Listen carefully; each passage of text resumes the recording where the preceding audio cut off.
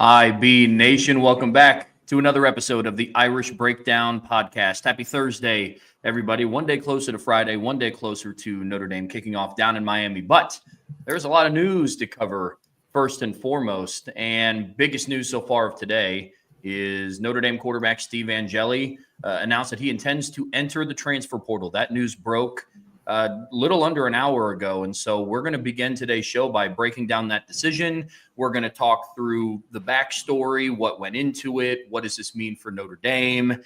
We're going to also talk about where they go from here. And then afterwards, as you guys can see, Irish Breakdown special guest Brian Smith and our guy Brian Driscoll are going to break down kind of college football, big picture as a whole. They're going to talk about Miami, obviously, because that's Notre Dame's first opponent on August 31st. So they have a lot of awesome content coming to you guys after we break down everything that went into Steve Angeli's decision to enter the transfer portal. So, Brian, I'm going to kick it over to you, man. It's big news. We've been covering this quarterback competition all offseason. Trev, you got to be real careful with that because when you say, Brian, I'm kicking it to you, you don't really narrow it down very well.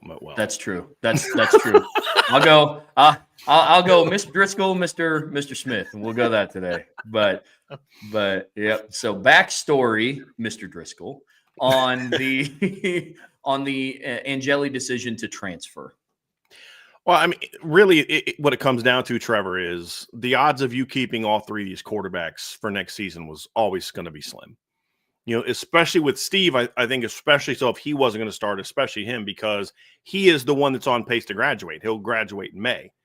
And just so some people aren't clear on this, when you enter the transfer portal, you're not removed from classes and all that kind of stuff. You stay, you usually finish that semester and those type of things. And the semester's month away from being over or so. So he'll graduate in May. And Steve is one of those ones, this is not an NIL new portal window transfer. Steve is one that was always going to be able to transfer and play right away and probably would have no matter the era, because at the end of the day, he went out, he battled for the starting job, and he got beat out. And from some things I've heard, I think he got beat out by two guys by the end of the spring. And he's just – his role at Notre Dame was going to be what it had been the last couple of years, which was he was going to be a backup quarterback. And I think Steve realized that, look, my opportunities to play football are getting, smaller and smaller, and I want to go start. And I have no problem with that. I have no ill will towards that whatsoever.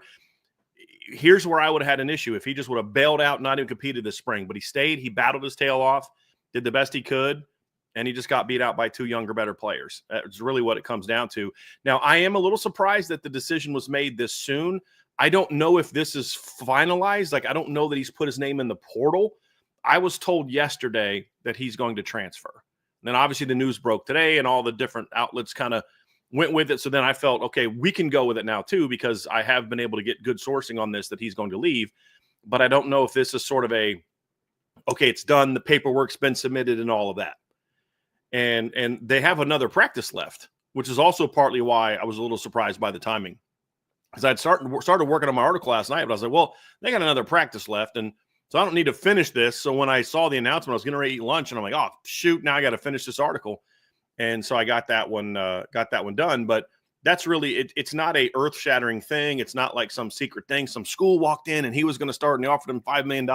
It's nothing like that. He competed his tail off, and he just got beat out by better players, and now he's going to look for an opportunity to start somewhere else, which if I was in his shoes as a former college quarterback, I'd do the exact same thing Steve did. I'd compete my tail off, and if two guys were better than me, I'm going to go find another home somewhere else and get my last chance, because he's not promised an opportunity to play NFL.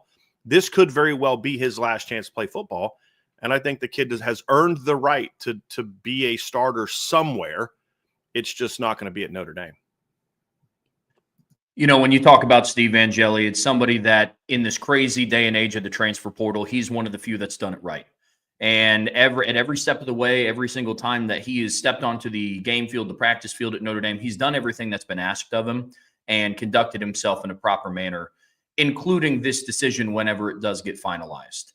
And so it's one of those where, and it sounds like everybody in the chat and most people on the message boards all wish him the best of luck when it comes to hoping that Steve finds a lot of success outside of South Bend. But like we've talked about on the show, we do believe that this to be the right decision. So when you start looking at Notre Dame and where they go from here, what does it mean for this room initially? Because now you're starting to immediately, every action gets a reaction.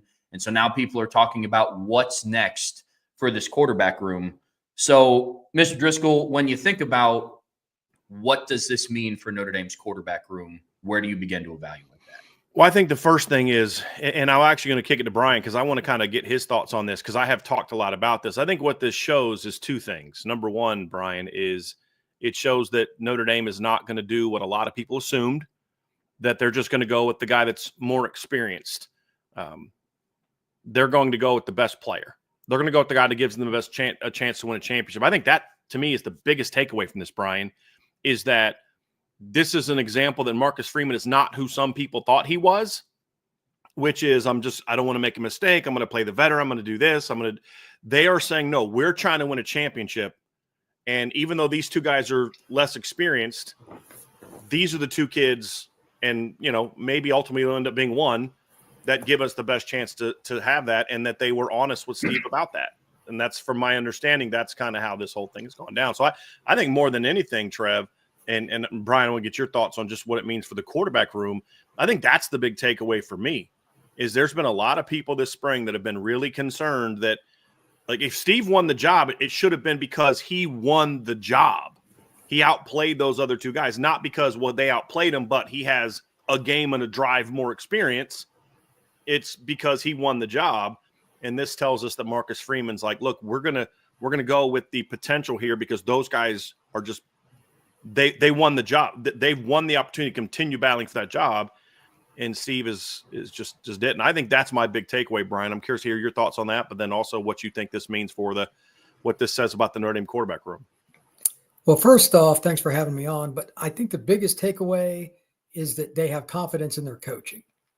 It would have been a lot easier to bring Steve in and make him the quarterback because, look, worst case scenario, you're going 9-3 with him at quarterback this year.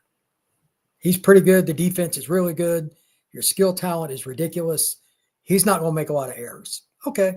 But he's not going to push the ball down the field. He's not going to be able to make some of the plays that once you get to the playoffs, you need play after play. So they looked at it from, we can develop the guys that probably need some work. They got more talent. And our goal is to win a championship. That's how I take this. I just don't think Steve there's about 5 or 6 teams that he's not going to be that consistent against. It's ironic because I know he played well in the Penn State game, the little bit that he did. But that's still just one drive. So I think that this is the right decision because it might be a little more boom or bust year one, but Carr and Minchie have far higher ceilings. And if you don't think you can coach those guys, you shouldn't be at the University of Notre Dame. That's my first take. You're muted. One of the things that you and I have been complaining about for years at Notre Dame was just sort of this being afraid to make a mistake, always erring the side of safe. And I don't want to play this guy because he's not as experienced. He's not this or he's not that. And it resulted in so many, what I believe to be mistakes from a recruiting standpoint, mistakes from a team building standpoint. And when you look at this decision, it's trusting your coaching, but it's also saying, hey, look, like sometimes you have to take some risks to get the ultimate reward. And Notre Dame took a risk last offseason by bringing in a injured quarterback that they injured, by the way, who, you weren't sure this, you weren't sure that, but you're like, this kid has the kind of ceiling that we think if it works out, it's gonna boom. And we saw after the Northern Illinois game that Marcus Freeman stayed true to his convictions of that. I think over time that turned out to be a great decision.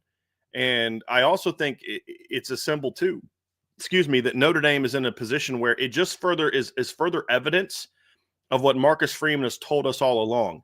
Marcus Freeman's decision not to go to the transfer portal this offseason wasn't because of confidence in Steve Angeli, because they had Steve Angeli last year. It was confidence in the entire room, and it was more so about Kenny Minchie and CJ Carr, in whatever order you want to talk about those guys. And this is what they've been building towards. They wanted that day where a homegrown kid that they developed from day one was going to be able to step in and lead this football team, and they don't have to keep doing the 1-year rentals year after year after year. I think it speaks volumes to that too, about how quickly they've been able to build up this quarterback room to where they're able to have 3. There aren't a lot of teams that have 3 guys competing for a starting job like the 3 guys that Notre Dame had in the battling for the starting job this spring. I think go ahead, man. I was going to say another thing that I think this shows me about the coaching staff is even if a scenario played out where Kenny Minchie or CJ Carr wins the job, when you have an older player like Steve Angeli on the roster, I think there is a little bit of shades of 2012 when if Everett wasn't on, they insert a Tommy Rees type of player to get him out of the game. I think this even furthers the point that you and I have talked about before on this show, Brian, about, look, Marcus Freeman is going to stick with his guns and kind of endure the bumps and bruises of playing a more inexperienced player. Riley Leonard wasn't inexperienced in the grand scheme of college football. He was inexperienced in Mike Denbrock's offense, didn't get a spring. It was his first year at the program. And so now I think with the departure of a player like Steve Angeli, I think that even furthers, hey, whoever Marcus goes with, whoever this coaching staff goes with in the fall is who their starting quarterback is going to be for the duration of the season. We got some buy, sell, hold questions about that yesterday of if the starter, barring injury, week 1 at Notre Dame, was going to be the starter at the end of the season. And I think this also kind of furthers that narrative as well. To your point about, this is a testament to the coaching. So that's another aspect that I find really interesting about all this. I'm hoping that Notre Dame takes advantage of this in the right way too. They got to let these guys be turned loose. Yeah. And I'll be surprised. I mean, I know Driscoll knows the coaching staff pretty well. I don't think that's going to be an issue. But when they go to Miami, and we'll talk about them in a little bit, they're going to come guns blazing. You can't display, you know what, let's be conservative with this. Right out of the gate, they got to let, and I assume CJ's going to win the job, but I don't know. They got to let whoever starts be themselves and make mistakes. That sucks. But if you baby them, Miami will win that game. I don't expect Denbrock to be that way, but that was my biggest concern about Freeman. Even early last year, he was a little too defensive minded for my liking, and they started to change that a little bit, especially in the comeback against Ohio State. They were slinging it all over the place. Yeah. You got to let your guys take some chances, or you're not going to beat the elite teams. You can do that junk against 8 of the teams on your schedule almost every year. But if you're going to be competing for titles, you got to be willing to openly throw the ball down the field and take some chances. We've seen signs of it, and we know Denbrock's done it before. But now you got to do it here. You got to have guys who can do that, Brian. I mean, that's the thing. You have to have guys who can do that. And that's why this battle was so important. Because I think Steve, you went into the spring as the number 1 quarterback, as he should have. It should have literally just been in order of seniority. It should have been Steve, Kenny, and CJ going into the spring. And it wasn't so much about, Steve's got to hold on to the job. It was literally about, okay, somebody's still got to go earn it, though. They've got to win it. You have to beat him out. And the fact that you have 2 younger guys that have beat him out, it tells me that the talent is starting to rise. Because that's the thing, Brian. You can if the goal was to go into the season and look, we've got an elite running back room. We have the best running back in college football. And not only that, we have a running back depth chart that is the envy of everyone else in college football from a 2 to 5 or 2 to 6 standpoint right now. At least that's where it stands right now. To where you could lose 2 guys from that room, and as long as it's not number 4, it's still the best running back room in college football. And if you keep 2, it's at least the second best room in college football. If you keep 4 and 24, it's, in my opinion, the best room in college football. You've got expected to have a very good offensive line. Your defense should still be elite. So there's very much, Brian, to your point, if they were still going to play that, let's be conservative. Let's not turn the ball over. Let's build around the run game. Let's not take chances. Then 18 is your starter. And the fact that you're not because that is still the safe pick. It's the safe decision. The fact that they're not going that direction isn't that they're gambling on upside alone. There is a little bit of a gamble on upside because at the end of the day, these guys have never played a meaningful down. Kenny's only thrown 3 career passes for 16 yards. 2 of them were against Tennessee State. 1 of them was against Purdue last year. CJ's only played 1 drive of college football his entire career. There's always a risk, but what I mean by gamble is it's or kind of making the bold choice is because you're making this move because you see these are the guys that can go be the playmakers that we need at that position. And that's where I think Riley Leonard was an eye-opening experience for Marcus Freeman. Because if you're going to be the head coach from Riley Leonard, you've got to be willing to accept what was that? What were you thinking? Why did you keep the ball there? Why did you make that throw? Why didn't you make that throw? You had to learn to accept that that's who Riley was, because what you were going to get, it was a playmaker that you were going to be like, what are you thinking? And then the next play, you're just like, I don't know anybody else can do that. And that's what you have to live with in your current circumstance. Now, 2026, it'll be a different story because you'll have a returning starter. But it also tells me that there's a confidence in what's around the quarterback. That can't be discounted either. I don't think it's just about the quarterback. I think if you didn't have a supporting cast that you felt you could build around, you may go with the veteran player. Because here's the one thing Steve had that we don't know that Kenny and CJ have, because we've never seen them play meaningful down. If Steve Angeli walks onto the field against Miami in August 31st, he's going to be poised. He's not going to be panicked by the moment. That doesn't mean he's going to play well, but he's going to handle the pressure of being the starting quarterback at Notre Dame well. You do know that. You don't know that about the younger players. So the ideal scenario is that you don't have to ask them to be Riley Leonard in game 1 and game 2 and game 3 because of what you have around them. So I think the circumstance of when these two young players are coming along also helps them, because I don't know if you were going into last year's situation again this year with what's around them, that I'd have been as comfortable maybe or as confident in making that bold choice right away going down into College Station. Meaning, like, if the supporting cast was the same, true freshman left tackle, redshirt freshman left guard, receiving core we're not quite sure about, lost some really good players on defense that we're not sure how we're going to replace them. I don't know that you'd have that same level of confidence. So I also think that going through last year helped Marcus Freeman evolve his thinking, Brian, to your point. Because I think Marcus Freeman right now is a different coach than Marcus Freeman was a year ago at this time. Where I think he realized in September of last year that if we're going to win this whole thing, we've got to be willing to be dynamic on both sides of the football.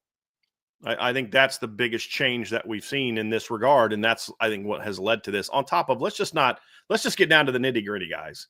Brian, you've seen all these kids. You've seen all these kids throw in person. So have I. There's some serious arm talent with Kenny and Minchie and CJ Carr too. This isn't just, well, Steve's not that good. It's about, no, he's a good football player. I've said this, if Steve Angeli's Rutgers starting quarterback last year instead of the kid they had, they're not a 7-win team. They're an 8-9 win team. I think he's a good football player at that kind of level.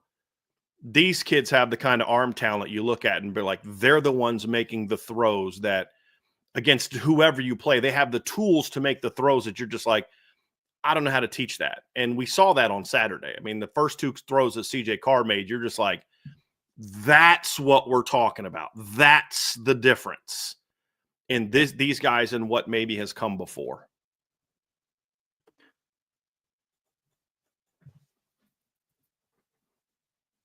Yeah, I think Notre Dame's going to have to live with that a little bit in the first game. They're probably going to have a turnover or something dumb happen against Miami. Yeah.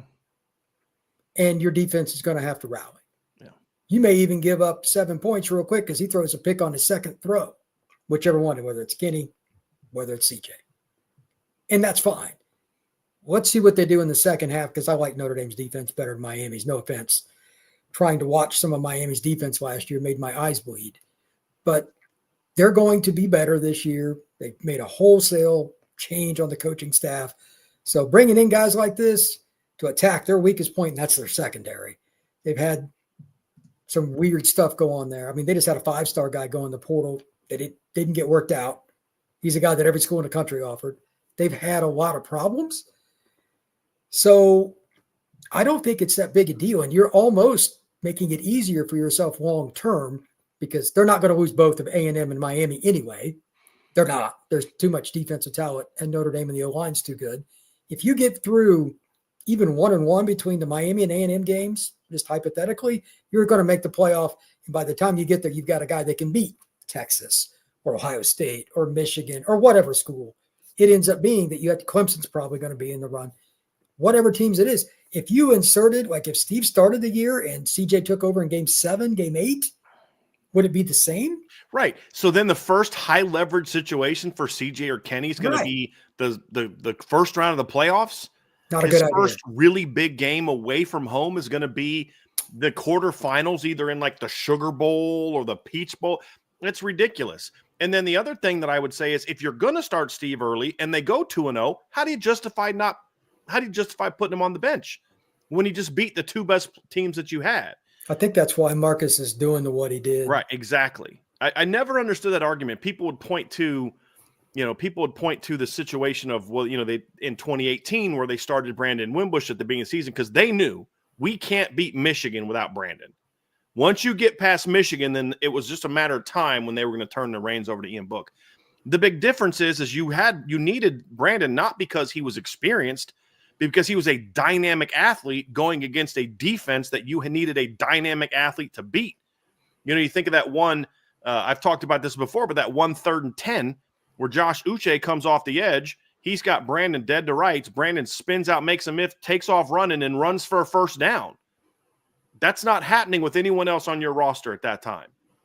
And so you needed the skill set. It wasn't about him being experienced. And Brandon had started the entire year before and led you to 10-3 record. It wasn't a guy who started one game 2 seasons ago in a bowl game, the Sun Bowl. It's just a completely different situation. Whoever was going to start game 1 needed to be the guy that won the job. And I wasn't sure if they were going to do this or not. I said at the beginning of spring, Trev, you'll remember, I said in the show with Sean, in the back of my head, my last little sliver of BK PTSD still remained. And it was about this decision. Because we have seen this time and time again where they go with the safe option. And I just had this fear, like, would Marcus Freeman actually make it? And a lot of people are like, he's going to start Steve because of this, because of that. It's now officially dead, this decision. And the fact that you didn't try, my understanding, again, this is just what I'm told. My understanding is they did not try, like Marcus Freeman did what he always does. They were honest with everybody about where things stand. They all knew where things stood. And the fact that it's so obvious to everyone, and I mean, look, Trev, you and I were at the last 2 practices. This is not a shock to anyone that was actually paying attention to the last 2 practices. You could see it in Steve's body language. He knew he was getting beat out by those 2 kids. He competed his butt off, and he still battled, but he knew. You could see it when CJ would throw a touchdown pass, you'd see Kenny celebrating. When Kenny would throw a touchdown pass or big pass, you'd see CJ celebrating. You didn't see that from Steve because I think he was, not that he was being a bad teammate. It's just, I think there was a frustration level that he just kind of knew this has been kind of my dream and it's just not going to work out. He knew that these 2 kids were better than him. I think he did deep down. He may not admit it. Maybe he would admit it, but just deep down, I think he knew. Well, and hear me out. I think that's a testament to Steve, is when you give it your all and then you accept what your role is in the pecking order. That's the reason for it. To your point, Brian, it's not about being a bad teammate and getting in your feelings about, oh, that should be me out there. He did give it his all. You know what I mean? He was at practice every day. He was the longest in the program. He was coming out to battle every single day. And he just saw 2 more talented, younger guys pass him by, and that happens. If Notre Dame's going to continue to recruit at such a high level, this is going to happen at positions not just in the quarterback room. And I think that's something we're going to continue to see as Marcus Freeman's tenure goes on, because that's the goal. In order to get to the national championship stage, be a contender year in and year out, it's continually top grading your roster. Yeah. And that's what Marcus Freeman's done a really good job of. But fact of the matter remains is now Notre Dame has 1 less quarterback on its roster, and depth charts are going to start formulating here over the next couple months. So, Brian, when you start looking at, Mr. Driscoll, when you start looking at what Notre Dame's depth chart is going to start to look like, where do they go from here now that Steve Angeli's no longer? As long as nobody else leaves, they're fine. Because they have CJ and Kenny. If they both stay, then they take their battle into the fall. And if CJ wins the job, then I think you find a role for Kenny. If Kenny wins the job, then I think he's the starting quarterback. I don't know that I don't think CJ is a role player type of guy, or a niche player type of guy. And then you got Blake Hebert there in case somebody goes down to step into the number 2 spot, and he can still preserve a red shirt as long as there's no major injuries. The only move that I would consider making right now is I would strongly consider right now talking to Tyler Buckner about moving him back to quarterback. Because as I joked with earlier, I mean, that's the most experienced quarterback you have. That's the guy that has started in Columbus, against Marshall, bowl game against South Carolina, also started a game at Alabama. That's a guy that's played it. Not to come in and compete. Tyler would know you're not competing for the starting job. You're going to help us over here. And then that way, if there's an injury, you don't immediately have to elevate Blake Hebert up to number 2, because you want Blake Hebert to get some eligibility separation between Kenny and CJ is what you want to have. You don't want him being in the same grade eligibility wise as CJ Carr and just a year behind Kenny. You want to get some separation there. So that's the only thing that I would do, is consider moving Tyler Buckner. Now, if one of those two also leaves, then you not only have to go to Tyler Buckner as a sort of an emergency change of pace, dynamic athlete type of quarterback, you also then have to consider going to the portal for a veterans from somewhere that's okay coming in and backing up whoever is the last man standing. So as long as as long as CJ and Kenny both stay, then I don't think there's nothing has to happen.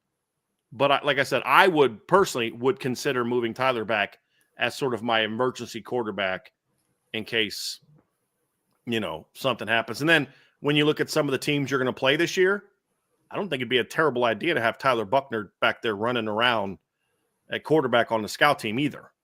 When you're going to play Navy, when you're going to play Arkansas, when you look at some of the teams they're going to play this year, it might not be a bad idea to kind of have that type of player. When you're going to play Texas A&M and Marcel Reed, you don't think chasing Tyler Buckner around all week in practice is going to help you a little bit?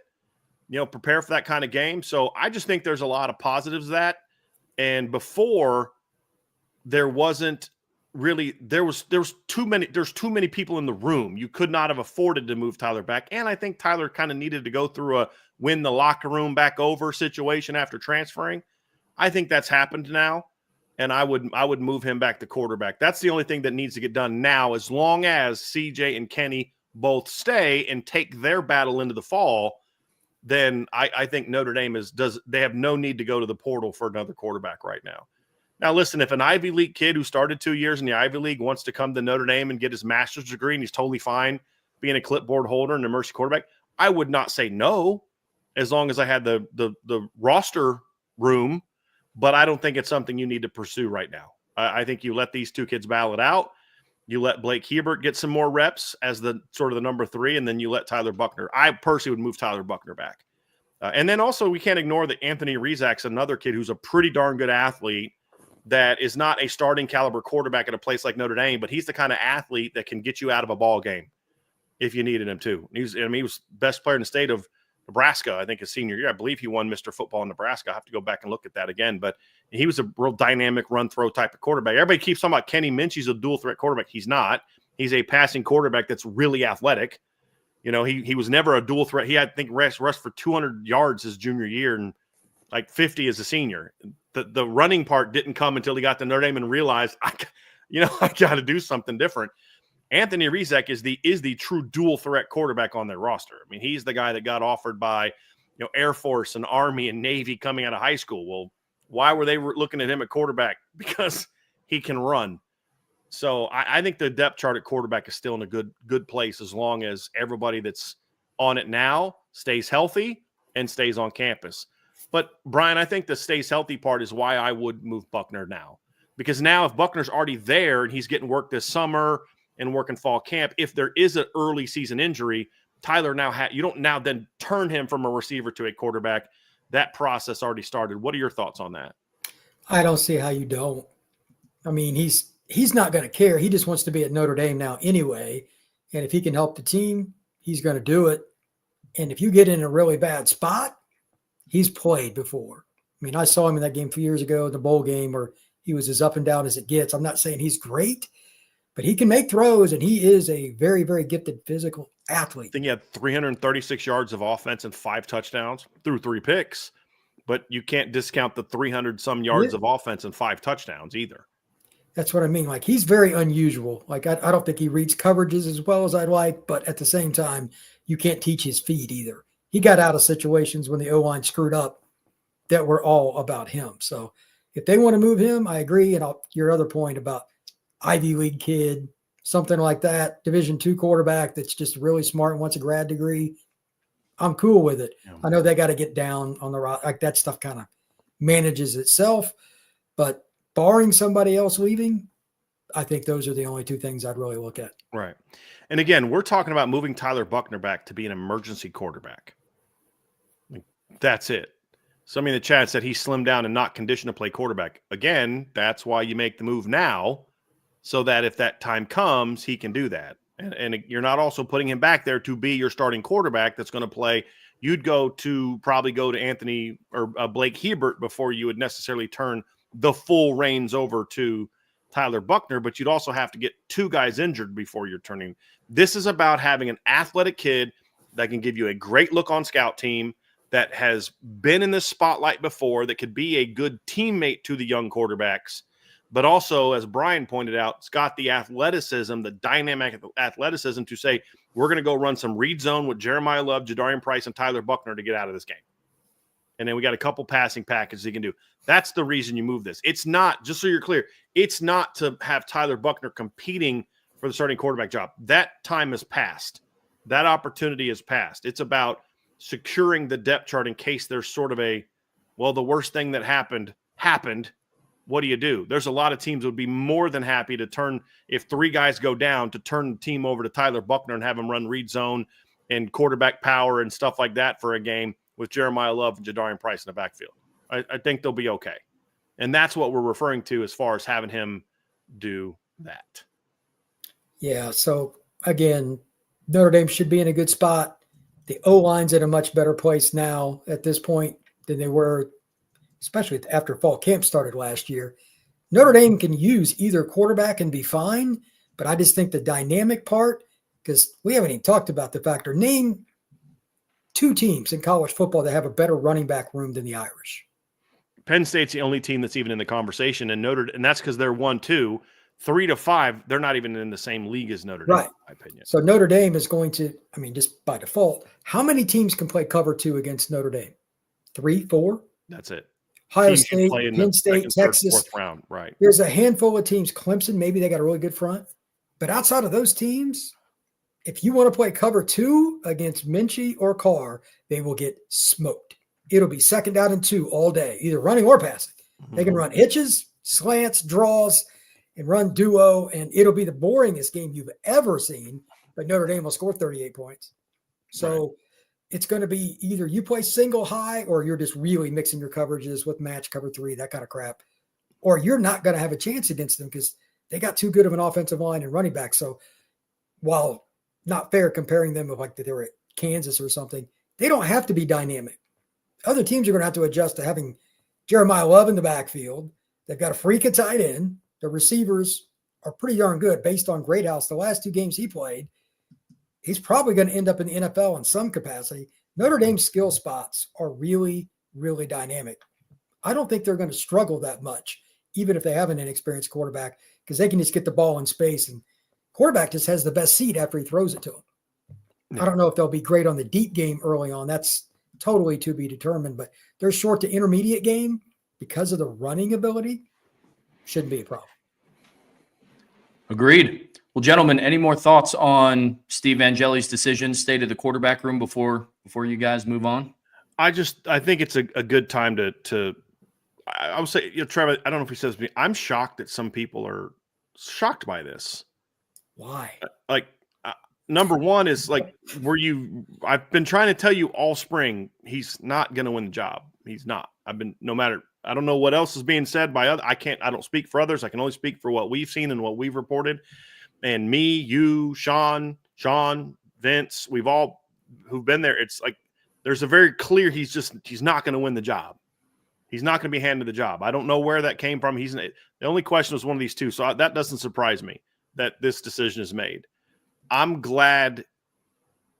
I'm glad they did it the way they did it. That gives Steve a chance to go play for a couple more years. But no matter how I felt about the fact that Steve should not have been the starting quarterback at Notre Dame, Steve Angeli is going to be one of those kids that's always going to kind of live in the Notre Dame lore because of, and he's earned that right. Stepping into the bowl game the way that he did and playing the way he did. But even more importantly, even though, I don't need to get caveats, but we've broken it down. But the poise and calm he showed stepping into the Orange Bowl with the team down 10-0, the starting quarterback gets knocked out. There's 2 minutes left in the half. All the pressure's now on you. And to just make the throws and get them down in field goal range and get that point, he's always going to be remembered for that and should. And he's a kid that was a great teammate. He was a kid that had great poise and confidence. He worked his tail off. He's leaving with a Notre Dame degree. This is a kid that did it right, in my opinion. He did it right. And when his opportunity came, he gave everything he had. That's what we should remember about Steve Angeli. Not all the other topics that people wanted to turn it into. He was never going to beat out these two kids. They're just too good. In a lot of other years, 2022, Steve Angeli is better than the guy that spent most of the year starting a quarterback for Notre Dame in 2022. He just was.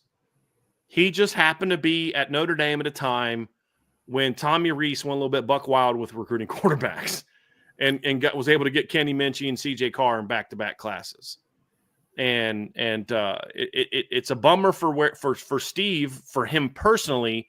It's great for Notre Dame, but none of that takes away from the fact that when this young man's number was called, he did what he needed to do and showed great poise and calm and maturity and like I said, great teammate. Players loved him, all that kind of stuff. That should be the memory of Steve Angeli's time at Notre Dame. And that it won't be getting beat out, it'll be that. And that can never be taken away. And when Notre Dame goes and starts a run that I think they're about to start, Brian, we're going to get your thoughts on that here soon. We're going to look back at this 2024 season and all the things that happened as the year that really turned the corner for Notre Dame.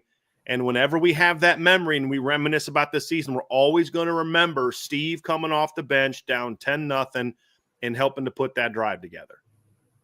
And I'm going to respect the heck out of the kid from that. I mean, I always have and always will respect the heck out of that kid.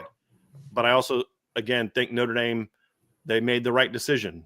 And it is time for either the CJ or Kenny era to start at Notre Dame. That's the present and the future.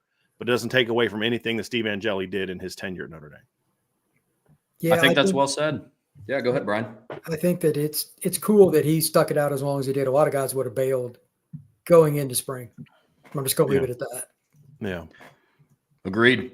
Well, folks, that's going to do it for our recap of Steve Angeli's decision to enter the transfer portal. There's going to be a lot more news coming out. Brian and I are going to have a lot more things breaking down Notre Dame's offseason. We're just now getting around to putting a bow on spring and moving into the thick of the offseason. Brian and Brian are getting ready to move on, talk about the Miami preview, Notre Dame big picture, where they stand in the grand landscape of college football. But until you get there, folks, please be sure to hit that like button, that subscribe button, hit that notification bell. Share this podcast with your friends and family, anybody that you know loves Notre Dame and college football as much as you do. But as always, best way to support what we do here at Irish Breakdown is subscribe to the premium message boards at irishbreakdown.com. Boards.irishbreakdown.com is where the premium message board is.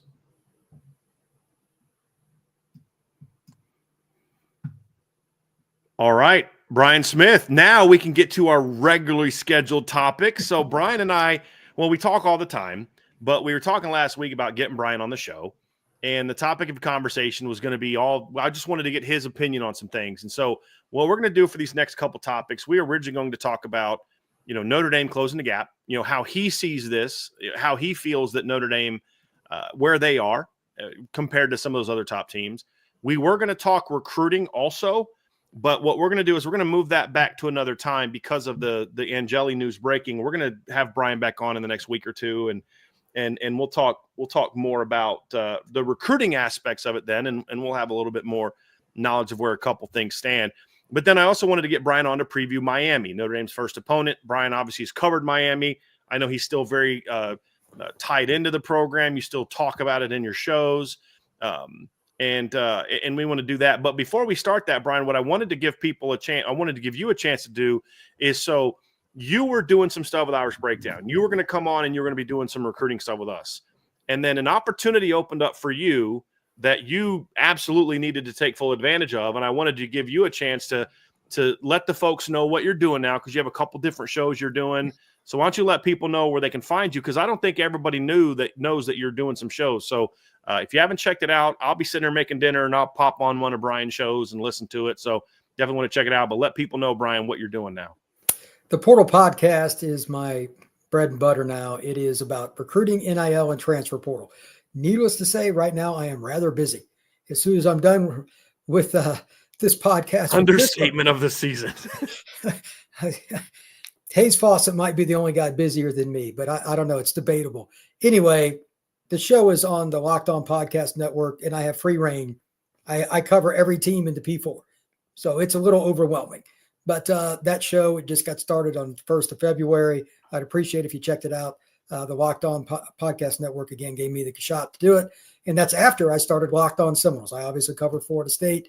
I lived in Florida a long time. And that program is very hard to cover right now for a lot of reasons. Yeah. But I technically do cover Florida State as well. Locked On Seminoles is fun, but it'll be more fun if they don't win 2 games next year. Yeah. So, yeah. And Brian still does contribute to the premium board at boards.ourspring.com. Oh, yeah. He'll put some thoughts and some recruiting intel on there. Because at the end of the day, Brian, you are still at the heart a Notre Dame fan. So, yeah. So that's where you can find Brian. So, Brian, what I wanted to kind of get you on the show is talking about where Notre Dame currently stacks up. Got somebody in the chat saying that they dislike the closing the gap comment because the gap is closed. The gap's not closed till they win a title again. That's when the gap is closed. The gap is closed when they are the best team in the country. Until then, they still have room to grow. But I'm of the belief that Notre Dame has done more to close the gap in the last couple of years than others. But what I wanted to have you on today, Brian, is I wanted us to have a little bit of a conversation about just how Notre Dame stacks up amongst the best teams in the country, what your evaluation is of the Notre Dame program, where it's at, where it's headed, all those type of things. So I think that's really where you and I are going to spend some time here and really dive into. And then we'll also talk about, where the areas that Notre Dame still can and should get better in order for them to go out there and not get to the title game only to lose, but to get to the title game and win it. And we have seen a lot of teams in the past get close, get knocked off, and then bounce back. I think back to, Alabama had to learn how to slay the dragon that was Florida. 2008, they couldn't get it done. They went undefeated, get beat in the SEC title game, then lose to Utah. Next year, 2009, they bounce back. They go undefeated to win the title. You think of Clemson, 2015, getting to the title game, getting beat by Alabama, rallying, getting back the next year. Michigan, 2 years in a row, getting to the college football playoffs, getting beat the first in the semifinals both times, and then finally getting over the hump. Georgia could not slay that bat dragon that was Alabama. Lost to them in the national championship game in 2017, always lost to them in the regular season, lost to them in the SEC title game. In 2021, got beat 41-24. We're able to kind of get over the hump. So right now, Notre Dame is still that team that is trying to get over the hump and win that title. So what we're going to do, Brian, is we're going to have a conversation about just kind of where Notre Dame is. And my first question for you is, has Notre Dame, in your view, has Notre Dame become an elite program, not championship program, but an elite program when you look at the construction of their program, coaching, roster, to where now when Notre Dame goes out and plays, you may say, hey, I don't know if they can beat that team, but it's not, you're going to get overwhelmed. You just don't have the roster, that type of thing, where now you look at Notre Dame and say they are now one of those premier teams that everybody else has to worry about. What's your stance on that, Brian? I have some opinions on that, but I wanted to start off and get your thoughts on this. I think Notre Dame's roster balance makes them one of the 3 most stable programs in college football. Most people probably won't be surprised by my other 2 picks. That's Texas and Ohio State. I think Penn State, to some degree, Georgia. You could throw on a couple other teams possibly, but it's really slimmed down. Like, I don't know what to make of Alabama. The 3 Florida schools, none of them are in play. We think Clemson's going to be that team this year, but are they deep enough? I've heard some problems about their secondary. Like, name teams, you brought this up earlier in the show. How many teams have 3 guys that could start for you at quarterback? I don't think anybody was besides Notre Dame.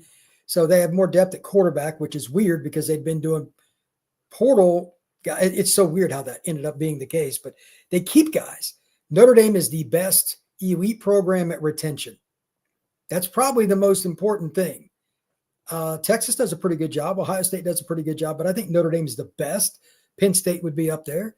And those teams are the reasons, those are the reasons those teams are like at the very top of the preseason rankings and why everybody thinks year to year now they're going to win. They build through the high school ranks.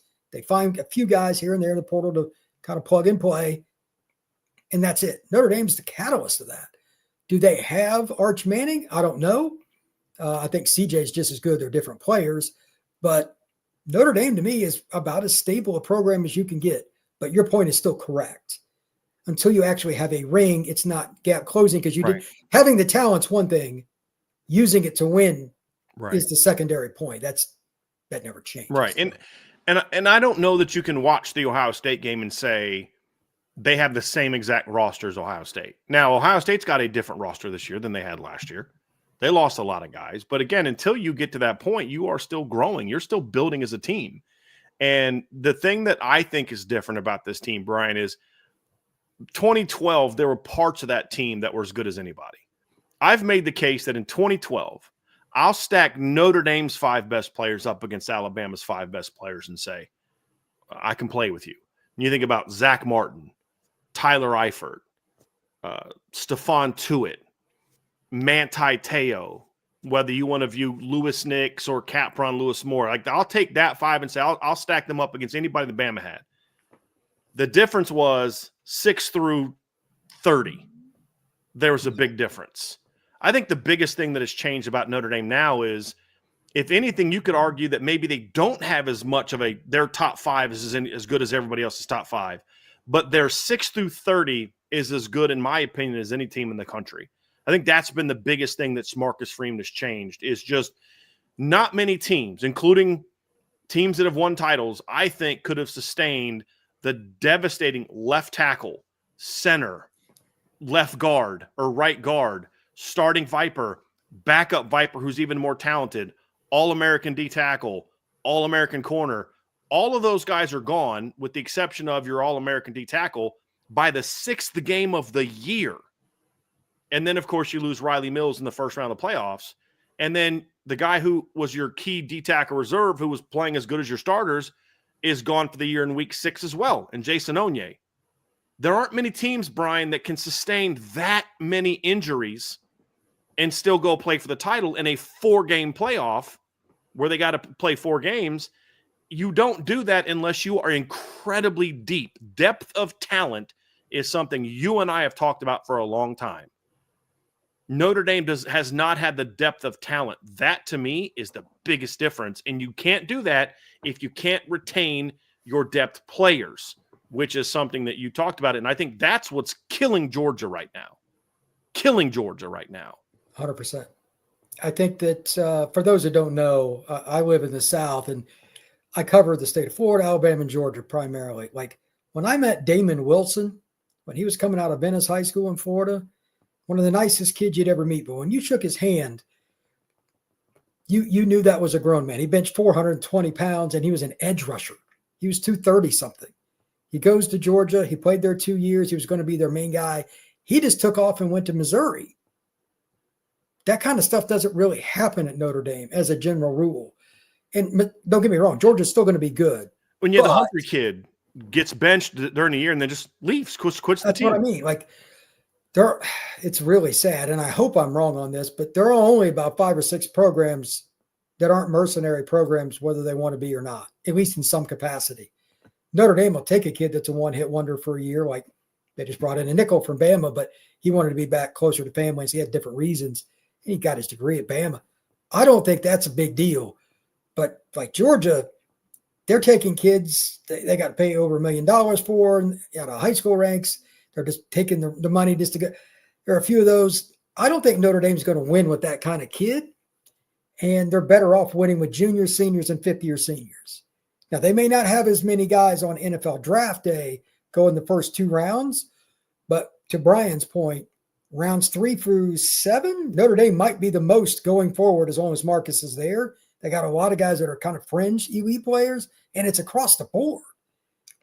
That's the difference. Like they send guys in waves. Like I'm nothing against him, but like Tuli Alamaka is not as good as Boubacar Traore. No. Physically, he's not. No. But he played. Ask the Georgia quarterback who got smacked and ask there's a bunch of guys, like several of Notre Dame's backups defensively just caused chaos. Yeah. It was him and RJ Oben made those big plays in that game. Yeah. And it's just like in the second half, I mean, they made some adjustments. The quarterback came out pretty decent, but when Notre Dame made a few adjustments, got a little more pressure on that offensive line, that game's over. Right. They couldn't move the ball. Early they did, but they fell off. That's because Notre Dame's depth. This was the first year they could do that up front and go in waves. But like, I didn't think they were going to beat Ohio State anyway, but when they lost Riley Mills and stuff, everything comes to an end. Eventually, you can't lose elite guys. Like out of their top 10 guys. Right. It's just, it was like, really? Yeah. Like, what, 6 out of their top 10 guys? You could argue 3 of their 4 best pass rushers they lost. Yeah, that's with Batalho and Boubacar and then Riley Mills. And then you lost your best cover guy in Benjamin Morrison. And it's hard to beat a team that's as loaded as Ohio State. Now, Ohio State had their own share of injuries on the offensive line, but they not like what Notre Dame went through. I'm not saying that they would have won anyway. I think they might have, but it's not something I'm going to sit there and argue with someone over. Here's what I think is different about Notre Dame moving forward, Brian. I've made a comment, and I made it during last season, that what made this team different from past years is they did not have – the depth is one, but I don't think that they had the same top 5 as past Notre Dame teams. Like you look at the 2015 team, and your top 5 is what? Jalen Smith, Quentin Nelson, Ronnie Stanley. Yeah, I mean, you're talking about like elite, like just elite, best of the best, top 10. You had Mike McGlinchey. You had some elite. Will Fuller, exactly. CJ Procise. And then you look at 2012, Manti, Zach Martin, Tyler Eifert, Stephon Tuitt. I don't think this year's team stars were on that level. If Riley Mills doesn't get hurt, he's still not Stephon Tuitt, with all due respect to him. As good as Drake Bowen and Jack Kaiser were, they're not Manti. Nobody on offense was Tyler Eifert. Nobody on the offensive line was Zach Martin. That depth was what made it. And their top guys were still pretty good. I mean, Xavier Watts was an elite player, but he wasn't, what I'm saying is he wasn't that elite Jalen Smith type of athlete. What I think is starting to change now, going into 2025, is you are now going to have more of that depth plus the elite talent because of the recruiting of Marcus Freeman and staff, that now you are seeing Jeremiah Love becoming an upperclassman. You do now have Leonard Moore. You do now have some of those elite young players that are now becoming the core of your team. And now you're in a situation where, I mean, Brian, you and I have been doing this a long time. You're even older than I am. We're both old heads. We've been following this team since we were little kids. When was the last time Notre Dame went into a season where most of the nation, not what we Notre Dame fans thought, but where most of the nation felt that Notre Dame had the best running back and the best cornerback coming back in college football? It's never happened in my life. I mean, did anybody think that Tom Carter was the best corner going into 92? Yeah, Jerome Bettis. They would have been in the conversation, but Bettis, he had like 20-some touchdowns a year before, probably him, but I don't think Tom was the best corner coming in the next year. He'd been up there. Mm-hmm. You could have made the argument. You could even say it's even possible that was even the conversation. Yeah. That was 1992 in the prime of the Lou Holtz era. And you go around and look at, I'm not talking about what we say, right? I'm talking about nationally speaking, there's a lot of people that will say Notre Dame has the best running back and the best cornerback coming back in college football next year. Yeah, that's really unique. And more importantly, I forget who I was talking to, but Notre Dame's secondary overall, even though they just lost a guy that was National Defensive Player of the Year before, et cetera, they just had a guy jump in the portal at safety that's a pretty good player. Mm-hmm. but there was no place for him to play. Full string. Yeah. And I don't blame him. He'll Right. go. I imagine he'll go to Arizona State or something like that, and USC. he'll play. I don't know where he's going, but Yeah. he ain't going to play at Notre Dame this year. Yeah. And Freeman's not going to lie to the kid. It's Right. just going to be miserable and use up a roster spot. So Right. it is what it is. Notre Dame's depth is ridiculous. So I don't know exactly what they're selling besides the degree, because I don't think that holds a lot of water anymore. I know a lot of fans don't want to hear that. It does for kids that still pick Notre Dame. For a lot of them. Like that's what got Jeremiah Love here. Yep. That's what got Leonard Moore here. So I do think there are some players that still matters for. But it comes down to, Brian, what I think a big part of it is the fact that you can now sell, guys, we can play for championships here. You're going to come here and you're going to do this. And I think that you have a head coach that the players look at and say, him and his staff, they have my best intentions at heart. And I think there's parents that trust Marcus Freeman maybe more than you're going to see at other places. I think that helps. But I think this is why it's so important to have a head coach that can recruit, that wants to recruit, that understands the value of recruiting. Because, Brian, Notre Dame could have got guys like this all the time. Yeah. And we've seen this over the years. When you have a good recruiter, it's like Tony Alford does a great job recruiting at Notre Dame. Gets talented backs all the time. And then all of a sudden he leaves, and all of a sudden you're struggling at recruiting running backs. And then all of a sudden you hear the excuse making. Well, top running backs don't want to come to Notre Dame. They don't care about going to class. They don't care. And then all of a sudden that running back's coach leaves. Lance Taylor shows up, and all of a sudden you get Chris Tyree one year. You get Logan Diggs and Audric Estime the next year. Then Dylan McCullough comes in. You get Jadarian Price. You get Jeremiah Love. You get Keedron Young. You get Aeneas Williams. You get Nolan James. Jawan Sider comes in. You're now in a great position with guys like Javion Osborne and DeZephan Walker and Jonas Walton. And all of a sudden, miraculously, top running backs want to come to Notre Dame. It's like, wow, who knew, Brian? It's almost like having dynamic recruiters or people that value recruiting that can sell your institution actually has an impact on what you can do. And I think, why did top DBs just miraculously decide they cared about academics?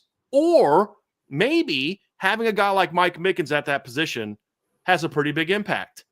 And then now that he was able to go out and find a Benjamin Morrison, then you have that on-field success. Now these 2026 corners and 2027 corners are like, dude, I can go play at Notre Dame. I can still get a degree, but more importantly, I'm going to get a chance to play elite football, be coached up by elite coaches, and get drafted high. Because my thing, Brian, is there's a lot of kids who value education, but at the end of the day, their chosen major is still football. That doesn't mean they don't care about, like, Christian Wilkins got 2 degrees at Clemson. His chosen major is still football. What do I mean by that? Your major is what you want to do vocationally after you get done with college. That's what you pick a major for. You don't major in engineering because you want to be a doctor. You major in engineering because here's a crazy thought, you want to be an engineer. So if your desire is still to be a professional football player, no matter how much you may value the education and the academic piece, you're going to find a school that has a good education program, but one that's going to put you in the highest possible echelon of the next level, and that where you can compete for championships. So you get a coach that can prove he can do that, and all of a sudden, year after year after year, you're landing big-time DBs. It's not a coincidence. And that's what's changed at Notre Dame with Marcus Freeman and the recruiting operation is you're now getting more of those players. Some of them were big-time recruits. Some of them weren't. But you're getting elite talent. And at the end of the day, Brian, I don't care how deep you are, you're not going to win the title without elite talent at the top.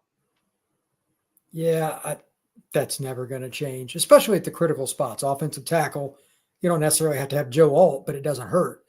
You need to have guys that are draftable at tackle, corner, pass rusher, to some degree, defensive tackle, and then that position behind center is kind of important too.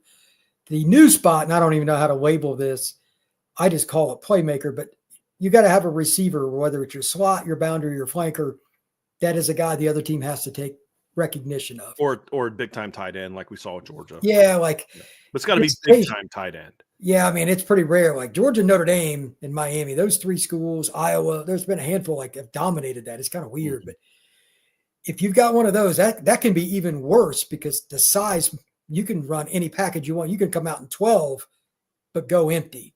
then teams are in a that's not fun if you're a DB and you see a 6'4", 250-pound guy in the slot, but that's a conversation for another day. But yeah, Notre Dame's just deeper than they used to be. And on top of it, at the critical spots, like they've always sucked at corner. They'll have one guy that's elite and then you'll just throw to the other side. They've had that happen forever. Now they've got more guys and they got like Carson Hobbs. I liked what I saw. I know it's just one appearance. He looked that was what you saw in the blue gold game is what we saw in practices as well. Okay. Yeah. I was like, that is not the same guy I saw in high school. I questioned whether he was going to play corner at Notre Dame. Like, I don't know if he's got enough speed. We'll see what he does, but Mickens is really good at evaluating. He'll figure something out. If he played corner, I thought he wouldn't be to his third or fourth year. As a redshirt freshman, he'd probably start at 90% of the schools in college football.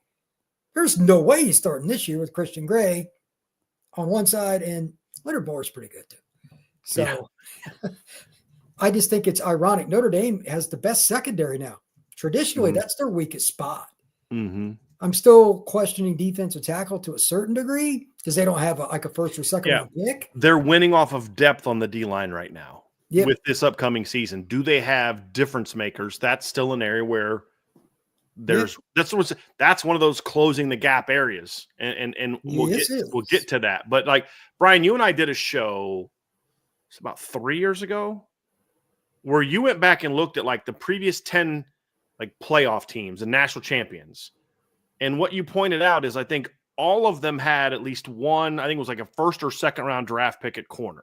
Yeah, that was the year Washington was in the playoff. Yeah. They got smoked by Bama, but yeah.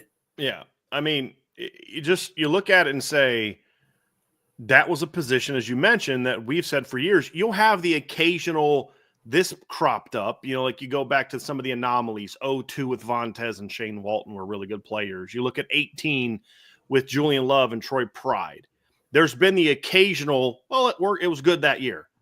But by and large, you're not, you think about in 2012, Notre Dame starting secondary after Jamor Slaughter got hurt. Because I think Jamor Slaughter it would have been different if Jamor's would have stayed because Jamor's was a legit NFL talent. But your starting secondary against Alabama was true freshman Kavari Russell, who you recruited to play running back, Bennett Jackson, who you moved from receiver after he played 2 years of receiver, Zeke Mata, who right now in 2025 would be a linebacker, and Matthias Farley, who you recruited to play receiver and played freshman as a receiver. Like that was your starting secondary going into the national championship game against Alabama. And now you look at where Notre Dame is, where you lose a guy like Xavier Watts and you've got a 6'5", 210-pound true freshman stud, a 6'4", 215-pound, really rangy athletic kid in Luke Talich, a 6'3", 295-pound redshirt freshman who was a top 100 recruit in Bronte Johnson. Those are now the guys battling for the starting job opposite of Don Schuler, who a year ago was your tallest safety. Now he's at least 3 inches shorter than everybody else at the position. And like that's the difference between then and now is a guy like Carson Hobbs is starting for Notre Dame in 2012. It just is. Sophomore version of Carson Hobbs starts at Notre Dame in 2012. Yeah, where do you think he is? How far down would you say just in order is Hobbs as a corner? He's their third right now. Yeah, he's their third. Like he's the next guy. He is where Leonard Moore was a year ago. Leonard Moore last year was if Christian gets hurt, Leonard goes in, which we saw against Louisville. Christian was hurt. Leonard steps in and starts at field corner opposite Benjamin Morrison. Then Benjamin goes down. They move Leonard over to the boundary so he could kind of do both. Carson's got sort of the speed and the tackling ability to play the field, which requires more range, but he also has the strength and the man coverage potential. He's not quite as good there yet, but he's getting there. He's very close to that, and this spring was huge for that, where you probably put him in no matter who goes down, which is obviously where you're going to be. Now, that may change when Dallas and Mark Zachary show up and Creed Thomas now has 15 practices under his belt. That may change in the fall, but that's where Carson was now. And it wasn't that long ago that a guy like Dallas Golden or Mark Zachary is coming in as a freshman, and you're probably like, he's probably going to start at some point in time this season. Now you're just like, they may not even be in the 2 deep because Creed got a 15 practice head start on him. One of those two will not be in the 2 deep this year. We haven't seen that, Brian, since the early 90s. That's the last time that you could look and say Notre Dame had NFL guys in the secondary everywhere. mean, I pointed this out. Was it 92 where Notre Dame had draft picks in the 2 deep, like not guys that were in the 2 deep that eventually became starters. I'm talking about back in the early 90s, Notre Dame would have guys who didn't start get drafted from their secondary. Willie Clark played running back about half his career at Notre Dame, but he started games for the Chargers at corner. Right. It was picked in round 5? Something I don't remember, but he was just electric fast. Like he was insanely fast, and they figured it out, or else he wouldn't have got drafted. So yeah, he didn't start part of his career when he was in the secondary. They just didn't have enough spots. I mean, they had Bobby Taylor and Tom Carter. That kind of helped because Jeff Burris guy was good. But. Right. He was pretty decent. Was that 2 first-round picks and a second-round pick? And I think the reason Bobby Taylor was a second-round pick was really because people didn't know where to play him. Well, he didn't have the greatest attitude either. That's also true. But he ended up probably having the best pro career. Those 3, yes. Yeah, he had the best. 6'2.5" corners. I'd say Burris was second and Carter was third as far as NFL career. Yeah. I mean, but like what did those teams have back then? Depth of talent, right? You can lose Jerome Bettis and you can lose Reggie Brooks and go out the next year and replace him with Lee Becton and Ray Zellers. Like that's where Notre Dame was back then. You could lose Tom Carter and not miss a beat because you just moved Bobby Taylor from safety to corner that next year, 93. And that's where Notre Dame is now, Brian, is it used to be, and I've made this point, the reason Notre Dame was able to beat Miami, like the only team that could really beat Miami back in the 80s was Notre Dame. And you look at from 87, 88, from 86, 87 to 80 to 90, Miami won 3 titles. 91. It was 87, 89, and 91, correct? They won titles. The 2 years they didn't win a title are years that they lost to Notre Dame, 88 and 90. And the reason Notre Dame could have more success against them than everybody else is because what the misconception about Notre Dame is they had these big, tough guys. You know, you had Andy Heck and Chris Zorich and Wes Pritchett and Michael Stonebreaker and Andre Jones and George Williams and Jeff Alm. And they did have those things. But the difference was those Notre Dame teams could run with Miami. You had Rocket. You had Ricky Waters. You had Stanson Magala who could fly. You had Ty Light. You had Pat Terrell, who was a second-round NFL draft pick. You had Anthony Johnson, Rodney Culver. I mean, you had 5 running backs that were drafted. You were so loaded at running back that Dorsey Levens couldn't get on the field. And Reggie Brooks got moved to corner as a freshman. You know, like that was different about those Notre Dame teams is they could run with the elite teams. They're getting there now. They're there in the secondary. They're there at running back. They're not there yet at receiver without the portal. They need the portal to bring in the Will Paulings and the Malachi Fields. That's where recruiting has got to get better. But right now, Notre Dame athletically at running back, linebacker, and in the secondary, they can run with anyone. And I think that's one of the biggest changes we've seen is Notre Dame doesn't need the try-hard smart kids anymore, or they're not trying to win with the try-hard smart kids. They're now winning also because they have try-hard smart kids who can freaking run. That's the difference. Yeah, Notre Dame's speed on defense is really good. And in some ways, it's improved on offense, too. I mean, Faison is not much fun to tackle in space. Obviously, Love kind of speaks for himself. Really, the running back room in general is fast. And they've also got some nice pieces in terms like Kedron Young will come along. They'll be fine there. But they just have guys that make plays with their feet that have nothing to do with coaching. At the very top of the board in college football, it's different. Mm-hmm. Like, I know like nobody likes hearing the name Jeremiah Smith, but like he's still one of the best high school players I've ever seen. He ran over 23 mile an hour last year, like in a practice. And he's 215 pounds. I don't have to be a great coach to figure that out. Mm-hmm. Well, you know, Leonard Moore, Jeremiah Love, like you watch Leonard Moore. What did Quinshon Junkins run at the pro? Didn't run like a high 4.4. Like Leonard Moore chased him down with ease, like it was nothing. Leonard Moore is going to end up being a 4.38 guy, 4.37 guy at the combine. Jeremiah Love has elite speed. Jadarian Price has elite speed. That's the thing, Brian, is you have guys who can flat out run. Your linebackers can run.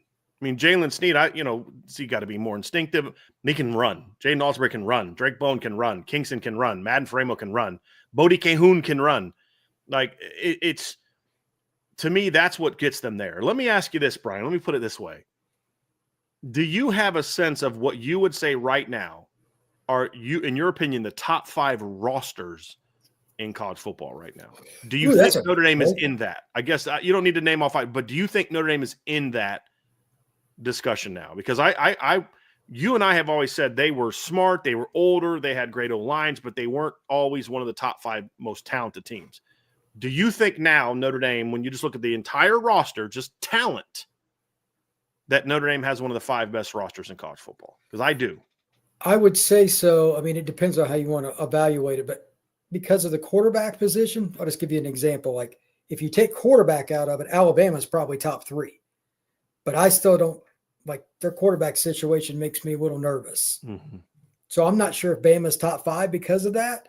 Now, next year they will be. The kid they brought in from Duncanville, I think, will eventually win that job. Keelan Russell. Yeah, he does not suck. But this year, they're probably out of it. I would say Penn State retained really well. Notre Dame, Ohio State, Texas, those 4. Then there's a battle for that 5th spot. Like with Oregon and Georgia. Yeah. Oregon lost a ton. Like they lost like 6 DBs that are key. So it's really hard to pick one. But their quarterback room is really close to like Notre Dame, like Dante Moore and Austin Novosad, et cetera. They got some good quarterbacks. So they might be that 5th team. But again, there's a handful that are right on that edge. Notre Dame's just the most consistent, though. Right. Because what it kind of goes back to what you said at the beginning. Oregon's only in this conversation because they went out and got a bunch of transfers to replace guys they lost. Like Notre Dame hasn't had to do that completely. Now, to a degree, receiver, if you take away Malachi Fields and Will Pauling, I'm a lot more concerned about, does Notre Dame have the entire receiving core to compete? Right. We got Faison and Greathouse, but after that. Yeah, Malachi is also a very specific piece because he's massive. Right. Having a boundary receiver is a luxury for a lot of teams. It's not a given. Right.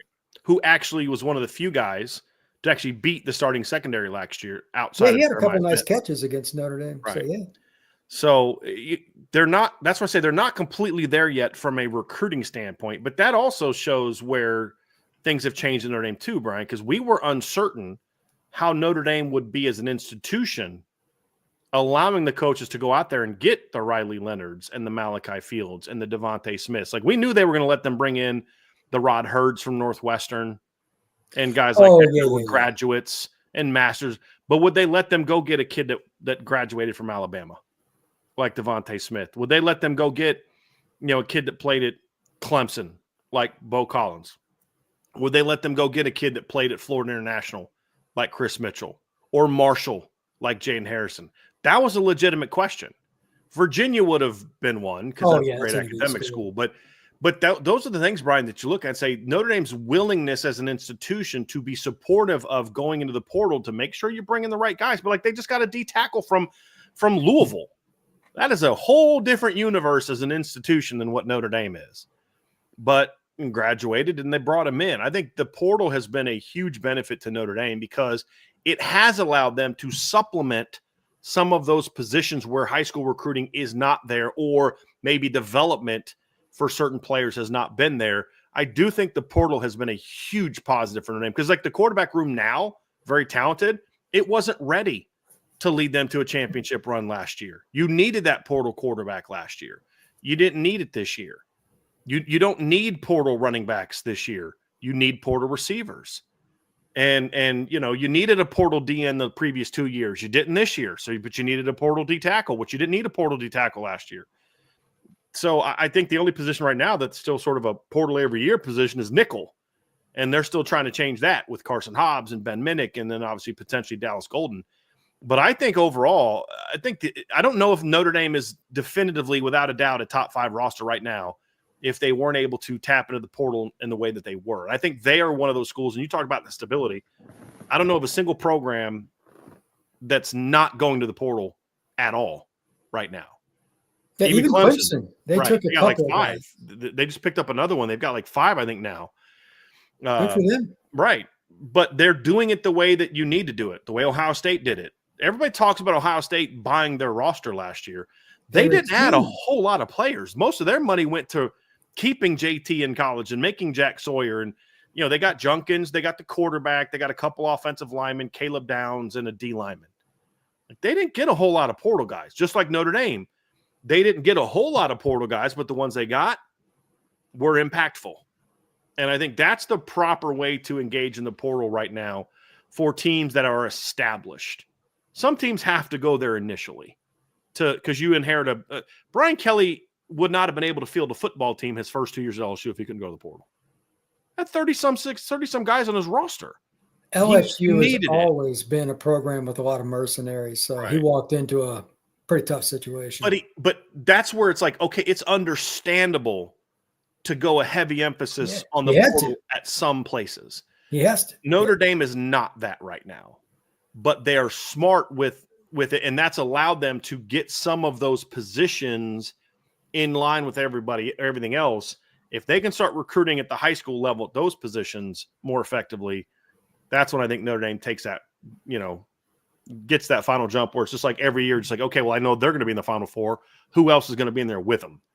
I think that's where Notre Dame's – they're much closer to that, Brian, because that's where you and I were when we were kids, right? I mean, it's like, okay, it's going to be Notre Dame and Miami pretty much in the top 4 every year. Who else is going to be it this year? 1 year it's Georgia Tech, 1 year it's Penn State, 1 year it's Colorado. But it was always those two teams were kind of always there. Florida State was always going to be somewhere in the top 5, but they couldn't beat Miami. And that's where it just kind of was. You knew that Notre Dame by the end of the season was going to be in the conversation for a national championship. That's just kind of how it was every year. You just assumed it was going to be the case. They're closer to that than they've ever been. And that's what I think makes this season really important. So, like, a couple things, Brian, I want to ask you. When you look at, and we've talked about, their program where they've made a jump. Last thing for me in this segment is, in your opinion, looking at this team, where are the areas that you think there still needs to be more consistent production, recruiting, and or development to kind of take that final step to where you feel like Notre Dame can not only get to the title game, but can go out there where you're just not assuming they're going to lose. What a great run. You're probably going to lose unless that other team turns the ball over 5 times. What do you think are those areas where there's still that remaining area where the gap still has to be closed?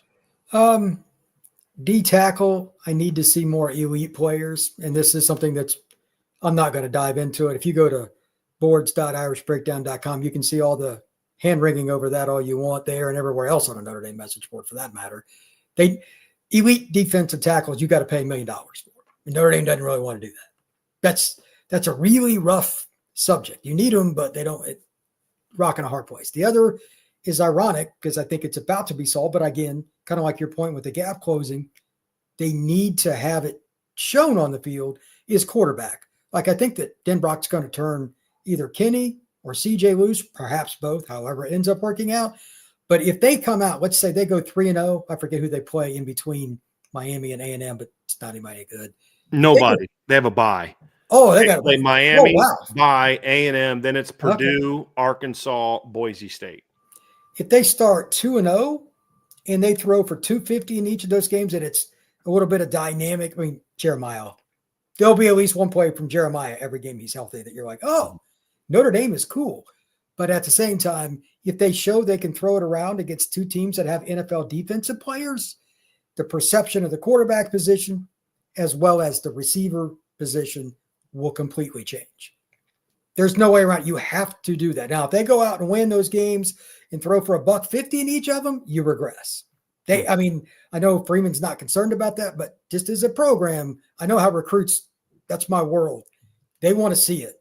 And receivers are by far the biggest defense. It's not even competitive.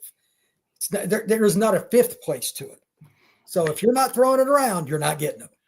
You got to forget what position I coached most of my college career. Trust me, I know this. Yeah. I know this. At any level of football, they're the biggest divas. There's 100%. No doubt. So I think that's the 2 spots in addition to defensive line that you just need to see. Now, they just developed. Well, I don't remember what Riley was. He was a 4-star, I think, pretty much across the board, but he was in a 5. They just don't get guys like him. He was like a top 150-ish kind of guy. Yeah. Yeah. They just don't get the elite D tackles. But like once they got CJ, that kind of changed the program a little bit because he obviously could have went to Michigan or whatever. Could have gone anywhere. Yeah. Yeah, he was really, really good. And it'd been a while. So Minchie was kind of highly rated, but he came on late. They just hadn't done well with high school quarterback recruiting. And the ones that they did get, like Buckner, just didn't work out in the way we thought they were. Right. So for whatever reason, I mean, Clausen was unbelievable, but like If you had the third year of Jimmy Clausen this upcoming season, Notre Dame would win the national title going away. Well, but the frustrating thing is, Brian, is the highly ranked guys they've had have all regressed. Well, Dane Chris regressed, Everett Goldman regressed, yeah, Malik had the injury, Deshaun Kaiser regressed, Phil Jerkovic never got that shot. But even then, when he went to BC, he regressed. I mean, we saw the same thing from him there. He regressed. They're just the only guy that, well, even Ian Book regressed. I mean, his best year was still his first year. 2018 was still Ian Book's best year. And he was better in 19 than he was in 20. There just hasn't been that combination of talent and development that we've seen since Charlie was here, really, where you saw quarterbacks kind of get better every year. And that's something that I still think that is still a question mark for this coaching staff. Like, I love the fact that they're making this move to the younger, more talented quarterbacks. But Gino Guidugli still has to show us he can develop those young quarterbacks into being championship caliber players. He did a great job the last 2 years, especially last year, getting in a portal quarterback and then, implementing him into what they're doing. But that's different. Duke developed Riley Leonard. You just had to top it off. Wake Forest developed, Sam Hartman. These kids, I mean, Kenny it was coached by Tommy Reese for a year. Last two at Gino. Actually, no, he wasn't. He was committed to Tommy. He never played for Tommy. That's right. He was only here in 23. Steve played for Tommy for a year. But CJ Carr and Kenny Minchie are Gino Guidugli only guys. So if they are good, then we can now look at Gino Guidugli and say, box check, they can develop quarterbacks, something they haven't done in a long time. I mean, the only guy they truly, quote unquote, developed that really just played his whole career was your probably least talented quarterback of the previous decade. And Ian Book. Physically talented. And Ian Book, that's a problem. Yeah, I think that they'll take another step as a program in terms of recruiting perception, specifically at receiver, if quarterback works out this year. If they even go 10-2, go to the playoff and win a playoff game and they throw it around, it would probably change the program in a lot of ways more than what they did last year, as goofy as that may sound, because receivers want to know if they're going to the NFL. Well, the other thing too, Brian, is what's been wild this spring is after what we've seen at quarterback in recent years, this spring, Notre Dame hosted Peyton Houston. And if you guys have not seen him, that's one of the best arms you're ever going to watch for a sophomore in high school. I know he's only 5'10", but that kid has a phenomenal arm. It reminds me so much of Everett, at an older Everett. They've hosted Malachi Ziegler. They've hosted Trey Taylor. And they've hosted Peter Bork. So, like, elite quarterbacks on their own dime visited this spring. So, like, there's clearly that interest in the program. I think, Brian, you're spot on that if they can go out there and throw the ball, they don't have to throw for 400 yards a game or 300 yards a game. 250 is fine. 230 to 250 on a regular basis. And when it's 230, it's because you didn't throw in the fourth quarter. That's where it's at. Show that you're a balanced football team. You're going to get receivers, obviously, but it also then sets you up to, because it's great that you have Kenny and CJ, but what about when they're gone? Well, you get Noah Blake Hebert in 25, the 25 class, which was huge. To lose a guy like Deuce Knight and replace him with a guy like Blake Hebert, you flip from Clemson. You've got a talented top 100 caliber kid in Noah Grubbs in 26. And then you've got some of these really elite quarterbacks in 2027. It not only helps your receiver recruiting, it also helps your quarterback recruiting so you can keep this sucker going. Because here's the thing. If you prove that you can turn quarterbacks into big-time players, they will be more willing to stay an extra year to wait their turn than they will maybe if they don't believe that you really have the track record. Like, why would I sit here and be a backup for a coaching staff that hasn't proven that they can develop me into a top pick? I'm just going to go over here and play for this guy who has. But when you start establishing that you can produce big-time quarterbacks, okay, I'll wait till my redshirt sophomore year because I know I'm going to get 2 years of shine and I'm going to be a top 10 draft pick. Like, that is huge, not just for recruiting, but then also for retention. That's how you really get good at retention, Brian, because they know, hey, look, I'll wait a year at corner to get coached by. I'll wait a year to get coached by Mike Mickens because I know when my time comes, I'm going to get developed like nowhere else and then still go be able to do my thing. And that's a huge part of this thing for Notre Dame, and that is an area where I think quarterback is key. Huge. Well, I think the same thing already happened. We talked about earlier with corner. There are a few guys however they got them. Once they did, they couldn't miss because you may not get. I remember watching Benjamin Morrison When you told me about it, I went and watched the film, I'm like, this is the best guy in the class. And then they maximized it, though. Right. They weren't afraid to frickin' play. What did he start? Game 2 or game 3 Well, of his freshman? He played in game 1, though. Yeah, that's what I mean. Like, right. We know he's good. How many guys would play a freshman like corner? There's just against no Marvin Harrison Jr. and Emeka Egbuka in game 1. Correct. Exactly. That's what I'm saying. Like, he went out there and was a player, and you're like, okay, yeah, Egbuka, if I remember, did okay, but Marvin only had like 30-some yards until the end or something like that. Marvin had less than 100 yards combined in the 2 games he played against Benjamin Morrison. That's what I'm saying. Like, Benjamin Morrison was great, and he wasn't even an upperclassman yet. So, again, Notre Dame's program, if the cornerback situation's taken care of, I think the DN spot will be this year, obviously, having Bryce. We haven't talked about him today. Certainly helps. But, like, Burnham's good. I think Tuialamaka is pretty good. And I think Boubacar is the most talented of the group as just a pass rusher. If he's healthy, I have no idea if he will be. That's going to be easier to recruit too. And we haven't even talked about that. We'll talk about that in a week or two. But like D-line recruiting has completely changed at Notre Dame. That's all I'll say on it today. But they focused on it more, which is good. But they're just doing a better job. And I think some of the kids realize, okay, it's cool to play defense at Notre Dame. Last year helped Notre Dame. They got a lot of publicity. Yeah, that helps recruiting too, because sometimes your most important recruiter is just what's going across ESPN and Fox and all that. That's just the way that is. I mean, Brian, in 2023, the defense was very good. Like, they had a top 5 to 10 defense in 2023, but the team wasn't that great. Yep. And so people didn't pay attention outside of, wow, did you see what they did to Caleb Williams?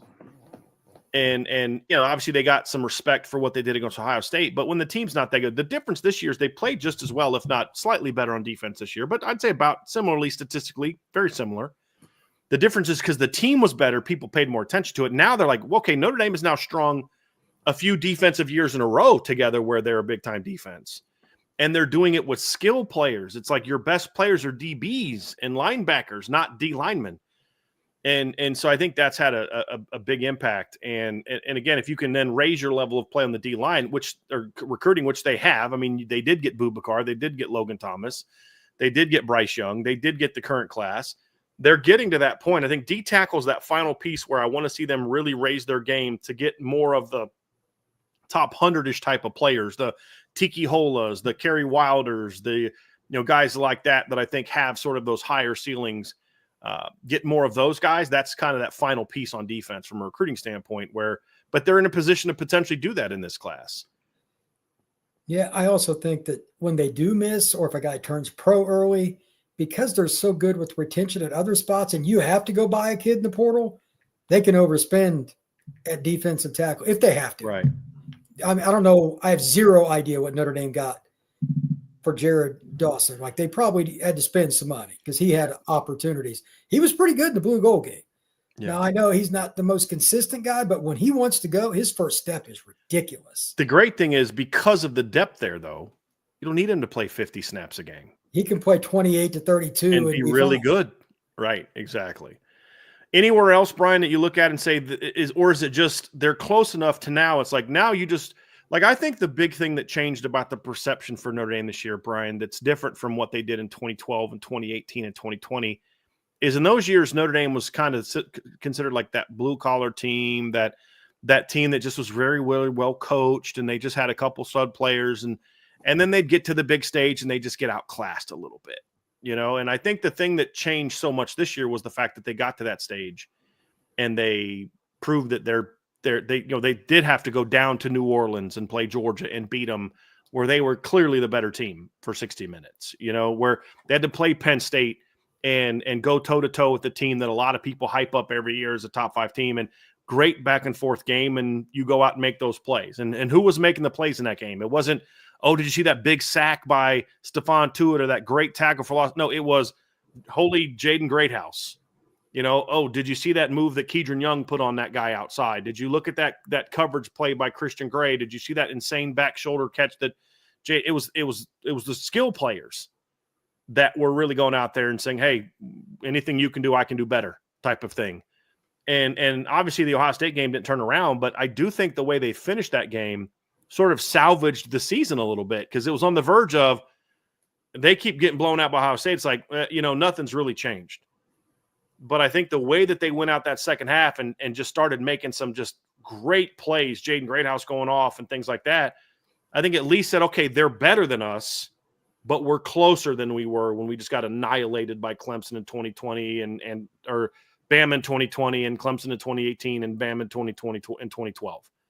I think Ohio State in 2005, LSU in 2006, USC in 05 and 06.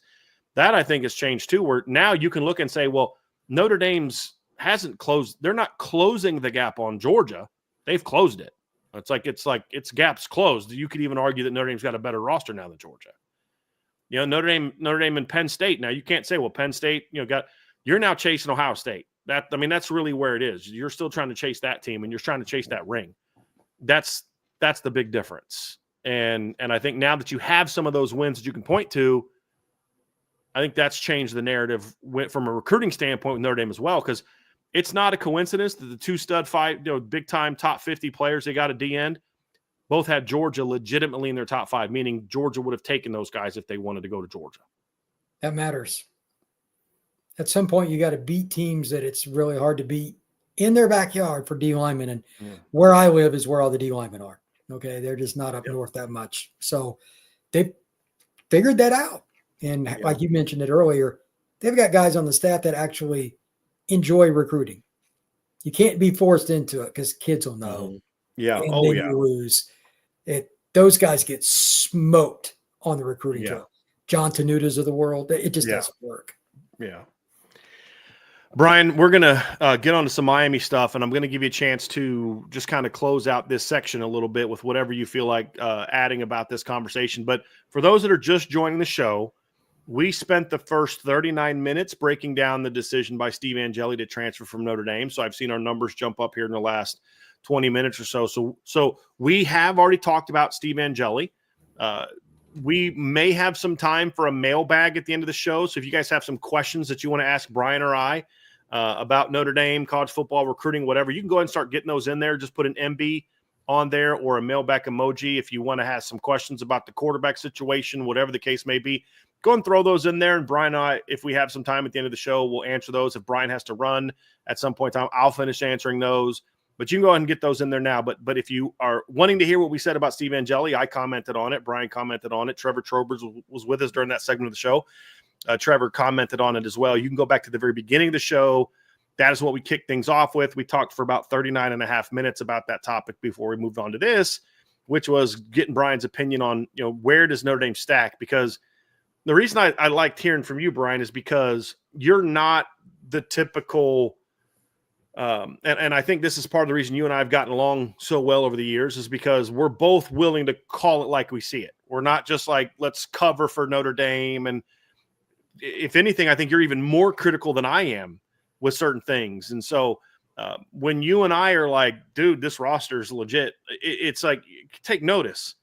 And so when you and I were talking about it and I'm hearing you say the things that you're saying, I'm like, sometimes I almost call you because I'm like, I'm feeling too good about this right now. Let me just make sure that I'm not, since I'm in this world now, let me call Brian and maybe, then get just a different opinion. Cause like maybe I am so into the Notre Dame world where Brian's kind of doing everything, it'll help.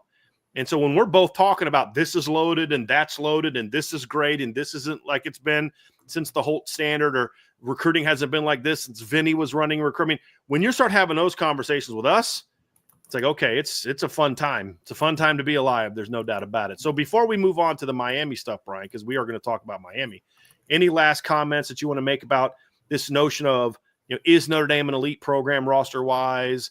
Is Notre Dame in a situation where they are now more capable of going toe to toe with the best teams, where you're not like, God, I hope they don't get Bama in this draw. Man, I hope they don't have to play Georgia. And I hope that somebody else knocks off Georgia. Your thoughts about that as we wrap this up. To put it this way, I would like Notre Dame to draw Georgia in the first round this next year. They don't have a quarterback right now.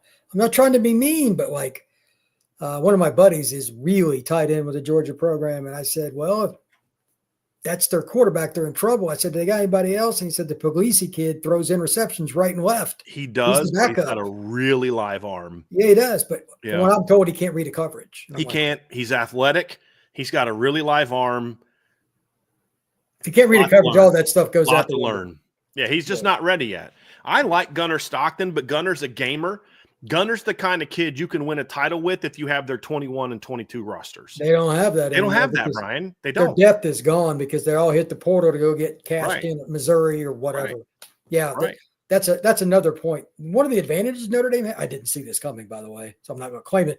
Notre Dame has won in the portal area because other teams have come back to the pack because you can't hide 5 stars through their junior year than they start as a senior. Mm-hmm. Kids didn't want to sit out the year. And it's not that Notre Dame is getting those kids. It's just not they're just not being stashed at Bama like they used to. Yeah, they're spread out everywhere, and that's why teams like Vanderbilt can win. That's why teams like Ole Miss, I think, will be a top 10 program for quite a while, as long as Lane is there, because he's good at mixing the portal in high school. They wouldn't be that way without the portal. There's no way. Yeah. But so I think Notre Dame, roster-wise, they're a top 5 program. They have the ability starting this year, because I think CJ will win the job. I think most people believe that. But whatever happens, either one of them, even if Kenny was the starter for whatever reason, I think Notre Dame would be in the playoff. Yeah, that's a bit. I mean, he's still. If it was, I'll say that I've said this before, Brian. I'm going to say this, and I want to get your thoughts on it because I don't know that you believe this. So I'm going to say it, and you comment on it. The comment I've made is I don't really care who starts between CJ and Kenny. Like whoever wins the job, I'm good with. Because in my view, I've also been honest. I think CJ's the most gifted player. He's a 5-star recruit in my eyes. I mean, you've seen him throw live. John Garcia's thrown him throw live, and you're like, y'all don't understand it. You don't appreciate CJ Carr until you see him in person, because the balls. My wife, Brian, Angela even texted me in the game. She goes, it's funny. She's like, it sounds different when CJ throws it. It just when the receivers catch it, it just has more of a thwop when he throws it compared to the other quarterbacks. Like, you know, you just have to see it to really appreciate it. It's the first time I had Vince D'Addario come to a practice last year where it was his first chance seeing Kenny and CJ throwing. And it was funny because it was Kenny and CJ side by side. And then it was Steve and Riley Leonard down here. And they're just working on 3-step, just throwing it, 10 yards down the field, 45-degree angle. And I was like, all right, Vince, what do you think?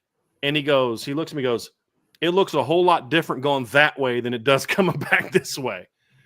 But I still say if it wasn't for CJ's presence, Notre Dame fans would be really excited about Kenny Minchie emerging at quarterback. That's what's exciting about it. That's my opinion. I'm curious what you think about that, because I know we're on the same page about CJ, but I'm curious about your thoughts on Kenny. I think Kenny would be more up and down, but he would give you a few more wow plays because of his feet. I think the consistency will be there with CJ, and based on this coincidence, but based on the roster they have, especially a ridiculous running back room, you're going to have to play single high a lot. He can make seam throws that most guys can't. He's proven that he can throw the sideline patterns. It's like, was it Larson? Whoever that first throw. The first one was Bauman. Second was Larson. Yeah. It's ridiculous. Like those are throws most quarterback coach be like, don't make that. That's too much of a risk. Well, I don't know what you say to CJ there. If you're, I'm not really sure you can say anything. You just kind of go on to the next play. But that's why you recruited him, because he can make those throws. So and you live with the occasional pick because the next 5 are going to be on the money. If Notre Dame's receivers take this even a small step forward this year, and again, you're looking at the receivers that had, plus you're averaging, I don't know, a little bit more, I would think, this year, because they should be healthier at tight end, a little bit of more production there, and you're adding Malachi, the passing game is going to be really hard. You're going to have to play somebody extra in the box. Yeah. Well, so Bruce Feldman and his freaks list last year had both Malachi and Will Pauling in his freaks list. I think Malachi had like a 40-inch vertical and had crazy numbers and crazy bench. And Will Pauling, he said, had like, I think a 38, 40-inch vertical. And at Wisconsin had run a 4.38, something like that. Like that's your 2 portal additions. And Pauling's not even going to start, is he? Right. Possibly. I mean, it's him and Faison there. Possibly. He played for Mike Brown at Cincinnati. and for a year at Wisconsin. So he's a little bit different from some of the other transfers because the coach knows him more. He's actually coached Will Pauling longer than he coached Jordan Faison. So, but it doesn't matter who starts; they're both going to play because he can play outside and slot, and so can Faison, and so can Greathouse. So they're all three going to play. But like you just added a 4-3 something guy who's played in the Big Ten, had 100+ yards receiving against LSU 2 years ago in a bowl game, who had 8 catches against Bama and a touchdown against Bama this year. I mean, it's just a little bit different. That you're adding that to the mix, and yeah, I'm excited about it.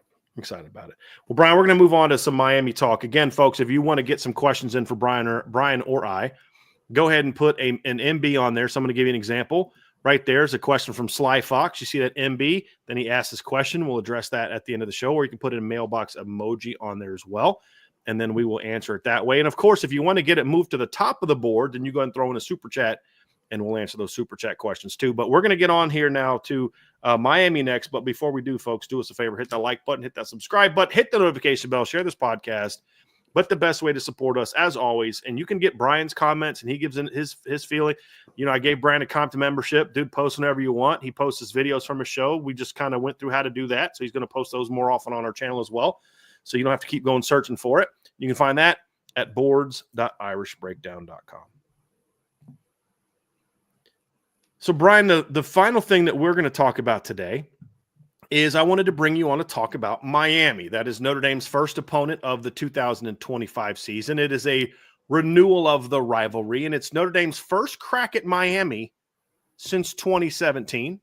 I believe this is the first time they have played. They went through a stretch beginning in 2010 where Notre Dame and Miami played a few times during that stretch. Notre Dame obviously beat them in a bowl game at the end. Was it the Sun Bowl, right at the end of the 2010 season?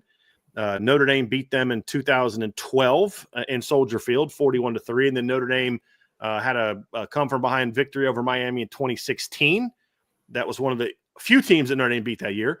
Miami got payback the next year with a beatdown of Notre Dame in 2017, and they have not played since. But this is a game that you and I, people of our era, this was the big rivalry for Notre Dame back in the late 80s and into the 1990 season was the last time they played. So Brian, obviously living down in Florida for a while, but covers the Southeast. You're living in Alabama now, right? Are you in Alabama now? Still cover, obviously, Florida, still very tied into the Miami program. So I wanted to bring Brian on and talk about the Hurricanes. I want to begin, Brian, by just kind of talking about expectations, because I believe this is going to be year 4 at Miami for Mark. He was part of that offseason that saw he left for Miami. Dan Lanning was hired to replace him. Brian Kelly went down to LSU. Lincoln Riley, I believe, went out to USC. And then, of course, Marcus Freeman was hired at Notre Dame. So it's all part of that same group. Talk about, first and foremost, Brian, big picture for year 4.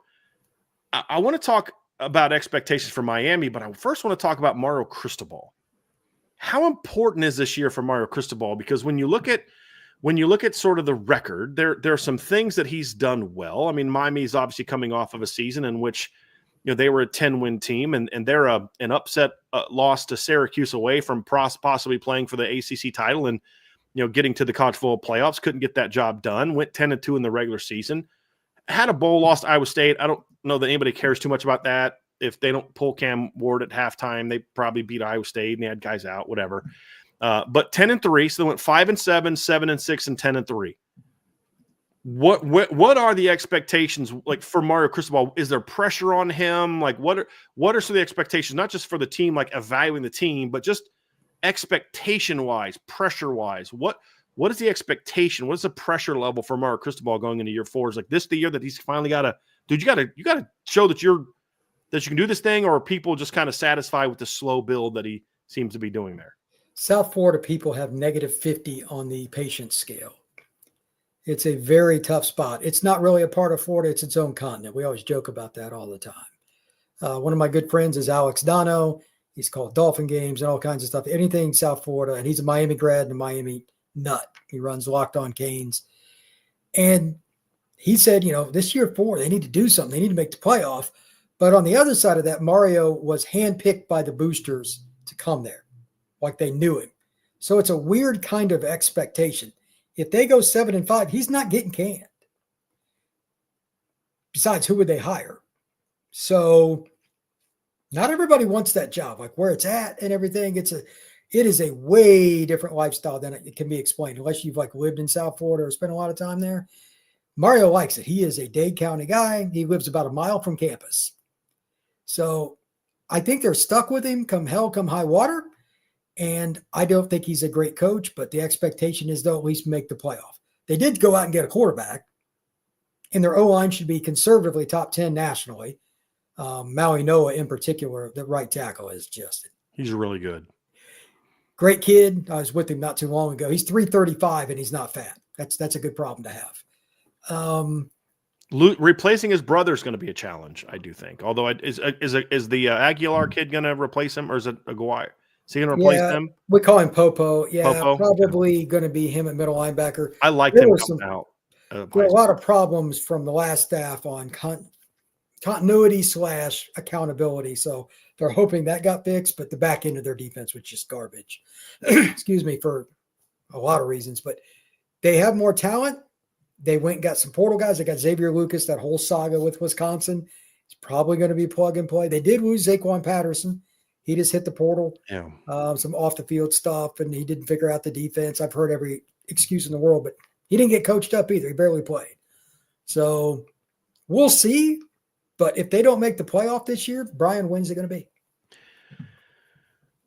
I mean, look, you're in a window now, Brian, where the ACC's just not that good outside of a couple programs. I mean, SMU's a pretty good program, but the fact that SMU could jump into that league and in year one, that's a bad sign for the title's not a good sign for your league. And that I like what Rhett Lashie's done. He's doing a nice job there, but that just shouldn't happen when you've got Clemson, Miami, Florida State, Pitt, Louisville. It just shouldn't happen. And when you look at now year 3 at Miami, well, Marcus Freeman was able to go to the title game.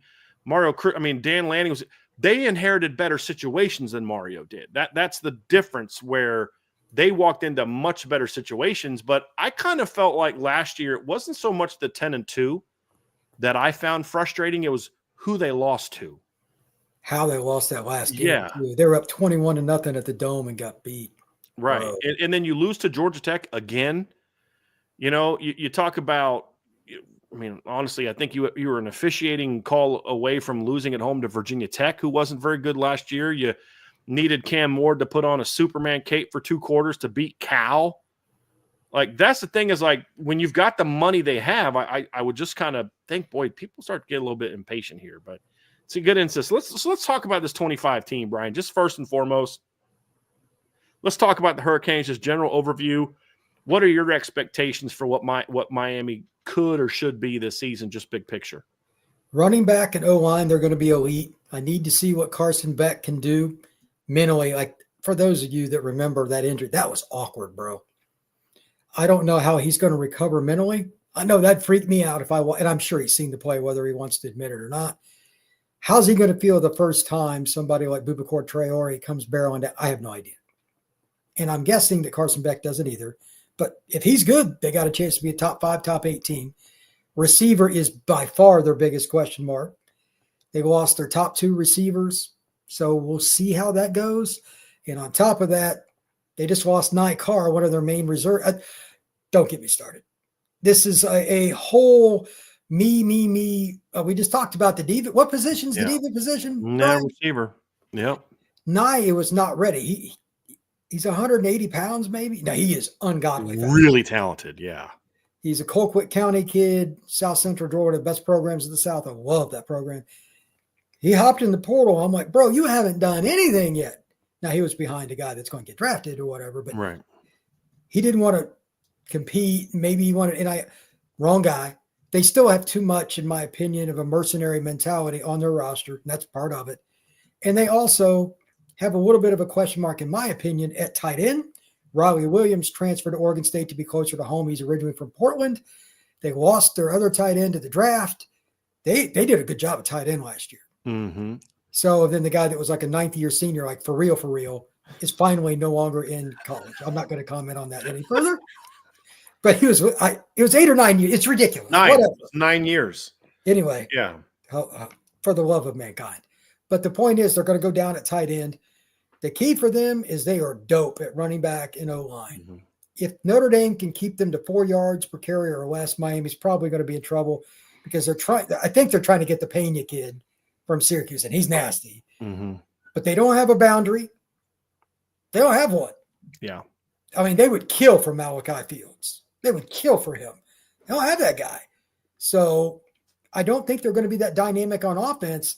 And teams that aren't dynamic at Notre Dame secondary, I know they're going to play some more zone. They're going to come up, play a lot of 7-man and cover 1, cover 4, generic, we're better than you kind of defense. I think they're going to struggle. The only other thing is linebacker has some talented guys. Wesley Basaint, the kid I know, he played at Miami Central, really good kid. He should take a step up. Linebackers should be better, but they're just not where they needed to be last year. And I know they got new guys coming in, new staff, but I got to see it because, I was told by somebody that knows what's going on there. There were coaches that allowed too much. This shocked me, especially on defense in terms of accountability. And I was like, a Mario team? Mm-hmm. And I was like, holy cow.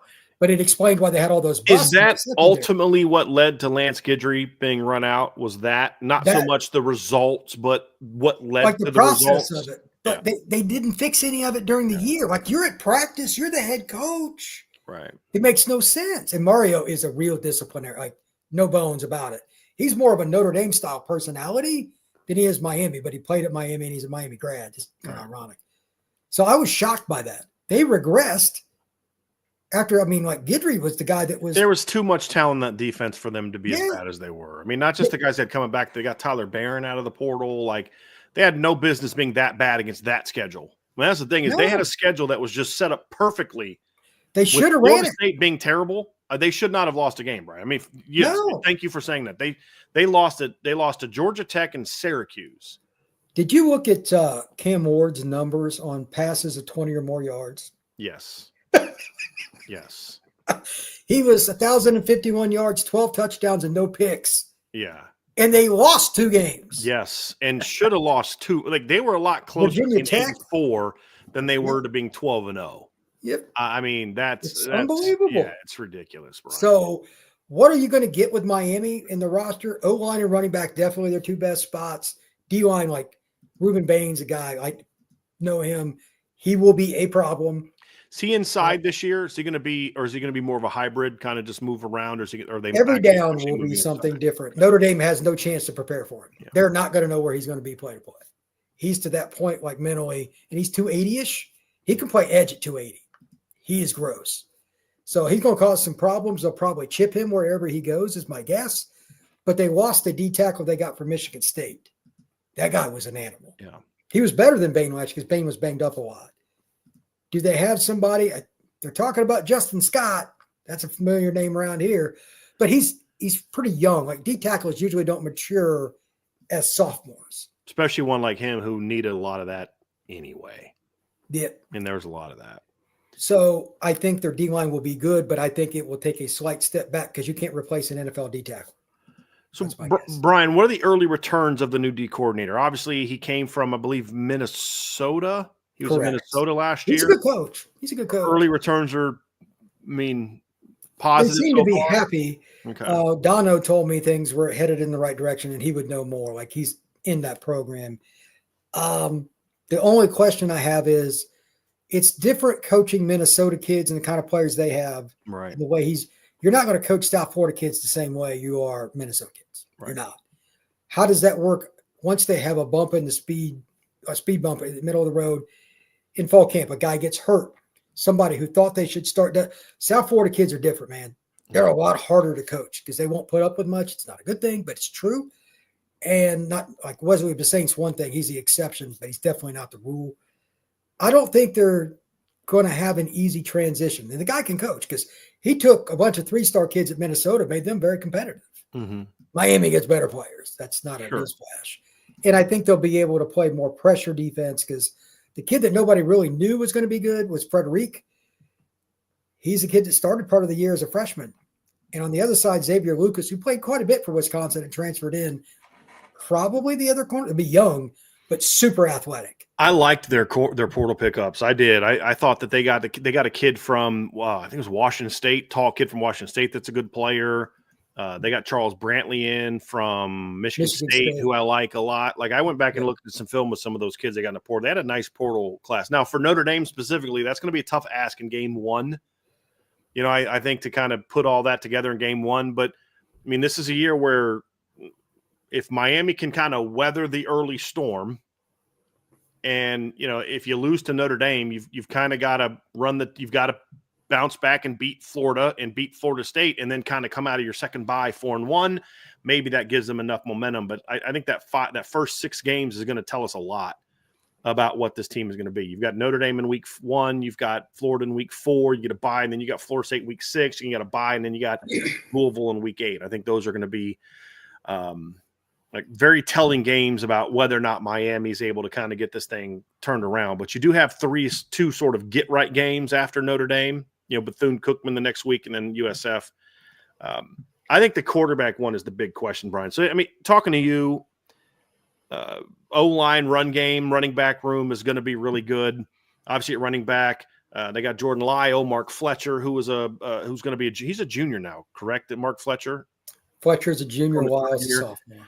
Yeah, and obviously Lyle's I mean, I love the combination. I think Lyle, correct me, he's kind of like a slasher type, big play guy. Fletcher's got a little bit more size to him. He was a guy that Tony Alford recruited at Ohio State that Miami flipped very late in the process. I like them as a combo because they run differently.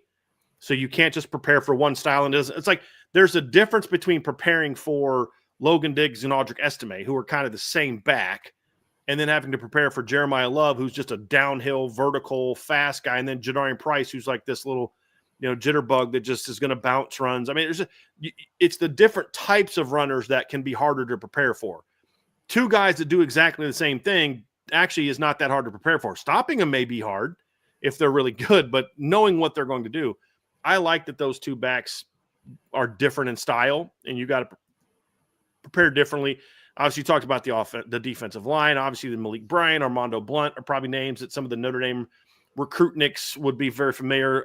Darius Hayes is another guy that Notre Dame recruited, who's a little bit better in the depth chart. Marquise Lightfoot. So there's some guys that Notre Dame fans should be very well familiar with from a recruiting standpoint. Miami will have talent on the D-line. So those are the strengths of the Hurricanes. What are the big question marks that say, okay, like you talked a little about the secondary. What are some of the other question marks that you have about this team? I have one that I want to ask about, but what are some other things that you look at and say, these are the areas where they go into the spring portal session, receiver you talked about, where they've got to find some answers here, either externally or internally, but these are areas where there's still work to be done. They need 2 receivers. They're in a bad spot. Straight up. They're not at a good spot receiver, which, by the way, should never happen. Never. I don't care that you lost 5 guys from last year. You should have 2 or 3 young guys just ready to step right in. And for whatever reason, I don't get this. Like Nike Carr was an elite recruit. He could have went pretty much anywhere he wanted. He's already gone. I haven't heard anything. I'm not going to name it. There's a few other guys like they haven't developed very well. Mm-hmm. I've heard Jojo Trader was the guy that was opposite of Jeremiah Smith at Chaminade Madonna. He's probably their one, but here's how bad it is. And this makes no sense. And I know the kid, I like him, but this still should never, ever happen. About midway through Miami's practice, through spring ball, I was told by multiple people that cover Miami on the daily that JoJo was the number 1. I'm like, okay, I'm not really shocked by that. But Malachi Toney is the number 2. For those of you who don't know, Malachi is an early enrollee, like a year early. Mm-hmm. He's your number 2? Like he should have been in the 2026 class. Correct. Right. That should never happen at a major program. And I'm like, bro, you're kidding me, right? I had multiple guys, different conversations tell me the same thing. And I'm like, okay, they're in trouble. So they got to get somebody. My guess is they'll overpay to the millionth degree to get the Pena kid from Syracuse, but they still don't have a true boundary guy that I trust. They got the CJ Daniels kid that was supposed to be good. Yeah, he was really good at Liberty. You know, went to LSU, couldn't really see the field, couldn't really earn a spot on that depth chart. You know, have you heard anything about him this spring? Doesn't sound haven't like heard he really much. moved the needle much and impressed much this year for them. I don't get it. I mean, he's a Parkview High School kid. It's my favorite county, Gwinnett County, just outside Atlanta, one of the prominent programs. They've had a ton of guys go to the NFL and stuff. Does well at Liberty, goes to LSU, and he's like, Mm-hmm. you know, he could have been better. He had 42 catches because they had so many other guys, and he was like the third or fourth option. He was always single covered. But being the number one boundary there, I don't think he's ready for that. Yeah. I don't think that's his game either. I mean, when I watch him think he's play, more of a flanker. Z maybe could do some things in the slot. And when you watch him at LSU, 42 catches, 480 yards, he just didn't look, Brian, like you watch guys play and you can say, hey, look, this guy didn't get a lot of touches because look who was around him, but the guy can play. I mean, when you watched Will Fuller in 2013, I only know he caught 6 passes, but you were like, that guy's got a chance to be something someday. I was disappointed with how CJ Daniels looked, just even when he wasn't getting the ball for LSU last year. There's a different gear. Somebody in the chat, LSU fan chat, said speed was an issue. He doesn't move with the same. You could just tell there's a different gear for him than there is when you're watching the other receivers. Yeah, they got Chance Robinson, who's a kid that could really fly, and he's yoked. I haven't heard his name. He was another recruit that was highly acclaimed. He's a St. Thomas Aquinas kid. And then they got freshmen. Miami's not in a good spot here at receiver. And again, I know they've got an experienced quarterback, but he's coming off injury. I just don't know if there's going to be a good feeling. Them playing Notre Dame game 1 is just not good. If they played game 6, I'd feel a lot better if I was a Miami fan. They'd been better off sticking with the original Notre Dame schedule and playing them last year and not playing them this year. Probably. Because you had Cam Ward. I mean, exactly. Good Lord. Exactly. But yeah, too late now. But like up front, if they can't average 5+ yards a tote, and again, they're not going to have a mobile quarterback now. He can run a little bit, but he's not a runner. They're going to be in trouble. Last question I have for you about Miami, Brian. Well, and first, do they have any other portal needs besides receiver? Is there anywhere else that they're kind of looking? Well, they got a defensive tackle coming in, so that tells me that not everything, like they've got a visit lined up with some kid. I don't even know where he's from, but he's not like a dude. There is no dude in the portal in the spring. A little bit worried about the depth, maybe. Okay. So that's a concern. Linebacker, they think they're okay, but they're not positive. And in the secondary, like they brought in the kid. This is a guy that I think Notre Dame fans need to watch when they play. His name is Zachariah Poyser. He played at Jackson State, or Jacksonville State, excuse me. Played with Rich Rod. He was pretty good last year. But the jump from that, just going against CJ Carr, again, that's my pick to start from Notre Dame, is massive. Yeah, and that was kind of the thing with I think that hurt Chris Mitchell this year. Yeah, dominant at that level, had that one big game against Arkansas, but then just coming to a place like Notre Dame where just the pressure is greater and you're just playing that every day. I think that I still think Chris Mitchell would have done better if he was in a different offense. I think Chris Mitchell would have been a much bigger pickup this offseason than he was last offseason, just because the type of offense they needed to play last year. Yeah, CJ could throw the deep ball. He would have been more efficient. Yeah. His brother just entered the portal, which if I was Notre Dame, I'd look at him. I don't think they have a need necessarily, but I really like John as a nickel coming out of high school. I liked him a lot. There you go. He's a good player. Brian, last thing I wanted to ask you about. What happens if Carson Beck isn't the same or can't go? Like, what are their options at quarterback? Because here's my thing is, number one, I think you said something very important. It's not just about whether or not Carson Beck can physically heal. That kid was shook by the end of the season with the pounding he took last year. They gave up 25 sacks at Georgia last year. Yeah. Now, I don't think he's going to get hit like that at Miami. Number one, he's not playing in the SEC. Number two, he's got a pretty good offensive line. They have some losses, but they got, Jalen Rivers is a loss. Carpenter was a loss, but they have some talented young guys, and they also went to the portal to fill some needs there with the Brockermeyer kid. He was at, TCU last year? I think Brockermeyer's at TCU. He's been around a little bit. Should be better there protection-wise, but not every kid who goes through that, Brian, recovers mentally. And then with the injury and some of the things that he's kind of been through, obviously there's some questions whether he can recover mentally from that injury, let alone how's he going to be physically in game one. So my question is this. Let's say he can't go in game one, or he gets hurt, or he struggles. Is there anything else? Is Emory Williams a potential answer? Is there anybody else there? I know they've had a lot of young kids come in, transfer out. They brought Curry Brown in. He didn't pan out. He left. And then they've kind of had this. It's always Nikhil. No, it wasn't Perry. It was Nikhil. The quarterback they had before Brown. Nikhil, was it Perry? Nikhil Perry or Nikosi Perry or something like that? Nikosi Perry, that's it. They've had all these highly ranked kids or kids that they liked, and none of them panned out, which is why they keep going to the portal.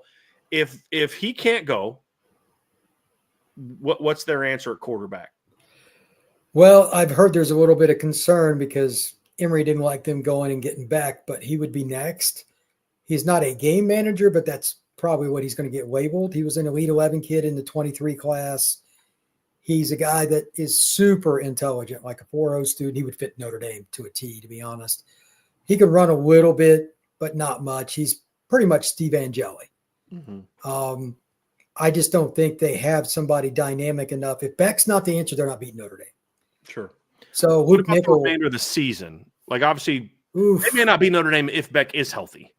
Because I don't think I know. Notre Dame if Beck is healthy last year. I've said this before. I actually think Gunnar Stockton gave them the best chance against Notre Dame because he gave them the best chance of beating the blitz and having the athleticism. I think Carson Beck would have just been a sitting duck against that pass rush in that game. But just for the remainder of the season is also the concern.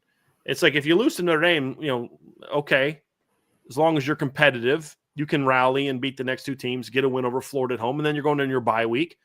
Getting ready to go down to Florida State, Tallahassee, and chance to kind of do something. And I have no clue. We're gonna bring you on this summer to talk about Florida State, Brian, because I have no clue what they're going to be this year. Like I look at their roster, I'm like, on paper, this looks kind of good.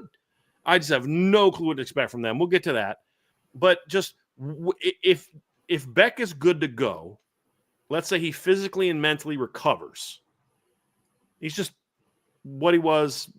Not as good as he was 2 years ago, because I didn't actually think he was as good as he was 2 years ago. I think they played a really weak schedule, and he was more of the guy we saw against Alabama than he was the guy that tore up bad teams. But he's somewhere in between those 2 years. Healthy, plays a whole year. What are your expectations? Like, what is your prediction for Miami? What kind of record do you see them putting together if Carson Beck is good to go mentally and physically in 2025? 9-3, 10-2. It's ironic. I've got a higher opinion of Miami than most of my buddies who cover Miami.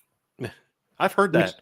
I've heard a buddy of mine reads a lot of Miami stuff, and he says a lot of the Miami beat writers are pessimistic. There's not the typical we're going to beat Notre Dame mantra coming from a lot of them. It's like, well, once you start 0-1, what do we do then? Which everybody I know other than on that a little bit, but yeah. Dono might pick Miami to beat Notre Dame. He can't pick Miami to lose almost, but everybody else I know kind of thinks Notre Dame's going to beat them. Mm-hmm. That shocked me. Yeah. One guy I know thinks Notre Dame will win by double digits. Diehard Notre Dame or Miami fan and covers. That's got to hurt him to say it too, man. Because no, he does not like Notre Dame. I'll be very clear on that. They don't. They don't. The hate from Miami towards Notre Dame is more than Notre Dame towards Miami. I guarantee you, it's not close. So I don't really know what it is, but I just don't think a lot of them trust Cristobal. From what little I've never pieced it all together, but they don't trust it, especially after last year, where the coaching staff on the defensive side just fell apart. And I don't blame them. In year 3, there's no way you can accept your defensive coordinator and the staff just watching the pieces crumble game after same thing over and over again. Like, it was unbelievable. Again, like you pointed out, you lost to Georgia Tech again. They couldn't even throw the ball. Again. Like, that was their weakness. Yeah. And they couldn't throw it much, and they still beat you. Brent Key owns you right now. That guy can coach, by the way. He's really good. But still, they don't have as much talent as Miami. It's not close. They beat him 2 years in a row.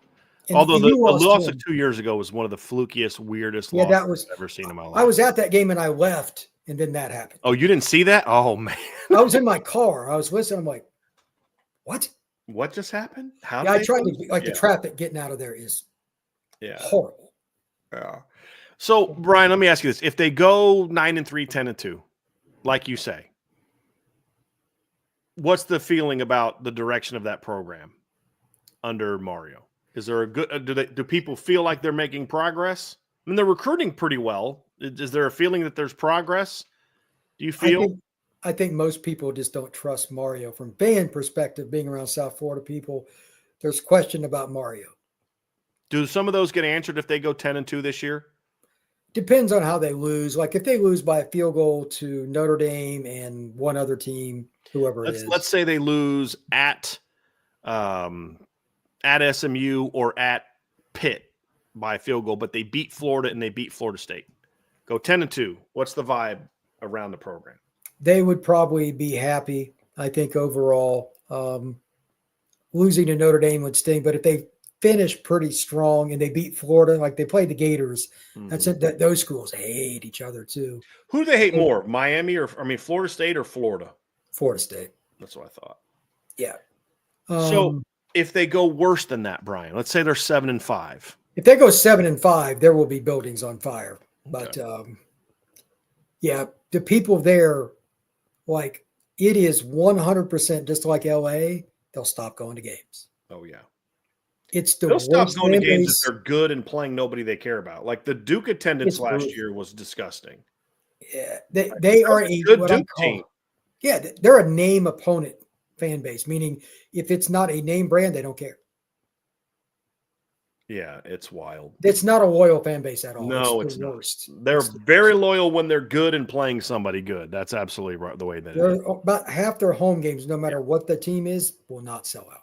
Yeah, that is a little bad. wild to me. Well, Brian, that's going to be it for this section of the show. We are going to have a few mailbag questions that we're going to get to here next. But before we do, folks, you see that little thumbs up button right down there beneath me? Go ahead and hit that for us and go ahead and share this podcast. Make sure you're subscribed and you've got your notification bell turned on. We really appreciate when you do give us the thumbs up because it's just one of those things that just helps the algorithm. Lets YouTube know that, hey, this is a show we should be promoting to people who look for Notre Dame content. Definitely want to check that out. Check out Brian's podcast. It's the Portal Podcast, correct? That is correct. Easiest way to do it is just be on the premium message board, and Brian puts his shows on there. So he and I are going to talk a little bit about putting not just his Notre Dame shows, but a lot more of his shows on there if he wants to do that. I know a lot of you guys like watching just not Notre Dame stuff. So we'll discuss that. And then, of course, Brian also has a Florida State podcast, Locked On Florida State. You can check that out as well. Right? It's Locked On Florida State. Is that what it's? Locked On Seminoles, but Locked On Seminoles. You would get there either way. Same thing, Brian. Same thing. Locked On Seminoles. I'm just kidding. So you don't want to check that out as well. Absolutely. So, Brian, we're going to do a little mailbag here, a little mini daily mailbag. We've got a few questions that I want to get to here from the folks. And if you want to get some in while we go, we'll go till about a little before 5 because we want to get off so you guys can get over to the IB Nation Sports Talk. The guys are going live tonight. Vince and Sean are going live tonight. Gee, I wonder what they're going to talk about tonight. Did something happen at Notre Dame today that they may want to talk about? Who knows? Maybe quarterback transferred or something. I don't know. Got a super chat from L.A. Adams. Thanks, L.A. I haven't seen you post in a while, my man. Good to see you. Freeman has the chops. He is willing to let friends and good people move on to be a better team. Best of luck to Angeli, not Chad. Chad has burned a lot of bridges since his time at USC. There's no doubt about that. Any good vibes, it's hard to defend him nowadays because of some of the stuff he's doing. But I think, Brian, one thing that we've learned over the last year, to LA's point, is Marcus Freeman has shown that he's got the chops to be a really good head football coach. Championship, we don't know that till he wins one. But I think last year especially proved, and some of the decisions he's made to hire coaches and things like that has shown that he's got the chops to be a really good head football coach. I think that he is probably as good a guy as there is to have at any program now. Mm-hmm. He's going to get a phone call anytime a head coaching job opens up everywhere now, and it's because he's earned it. Yep. Absolutely.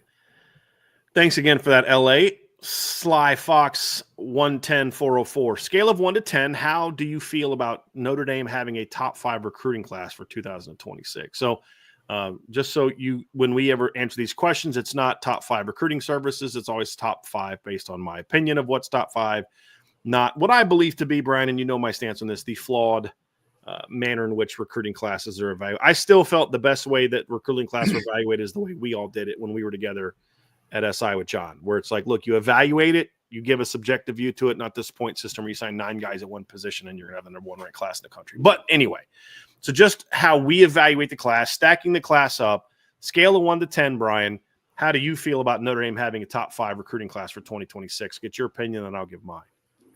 Like a 2 or 3. They won't sign enough players by the rankings, but for us and the way we look at it, filling needs, it's a top 5 class because don't forget the guys that will A, be good, and B, not be there because of NIL. That's something I'm going to do a pod on very soon, by the way. It's a really touchy subject. Yes. Look, NIL matters to kids. This is not what we're talking about. Like, you're not no top. Like, if Notre Dame would have said to Jadon Blair, hey, you're going to come here for nothing. And I'm like, well, that tells me you don't value me at all if you're not willing to give me anything. He'd be a Penn State. But, exactly. But Jadon Blair didn't go into it like, you need to pay me the most amount of money. I can assure you that Notre Dame did not offer Jadon Blair the biggest amount of money. I know for a fact that Notre Dame didn't come anywhere close to offering Jeremiah Love the biggest contract coming out of high school. Now, did they offer him some good money? Have they definitely given him? Yes, they have. But those kids are not picking Notre Dame only because are you going to pay me more than anybody else?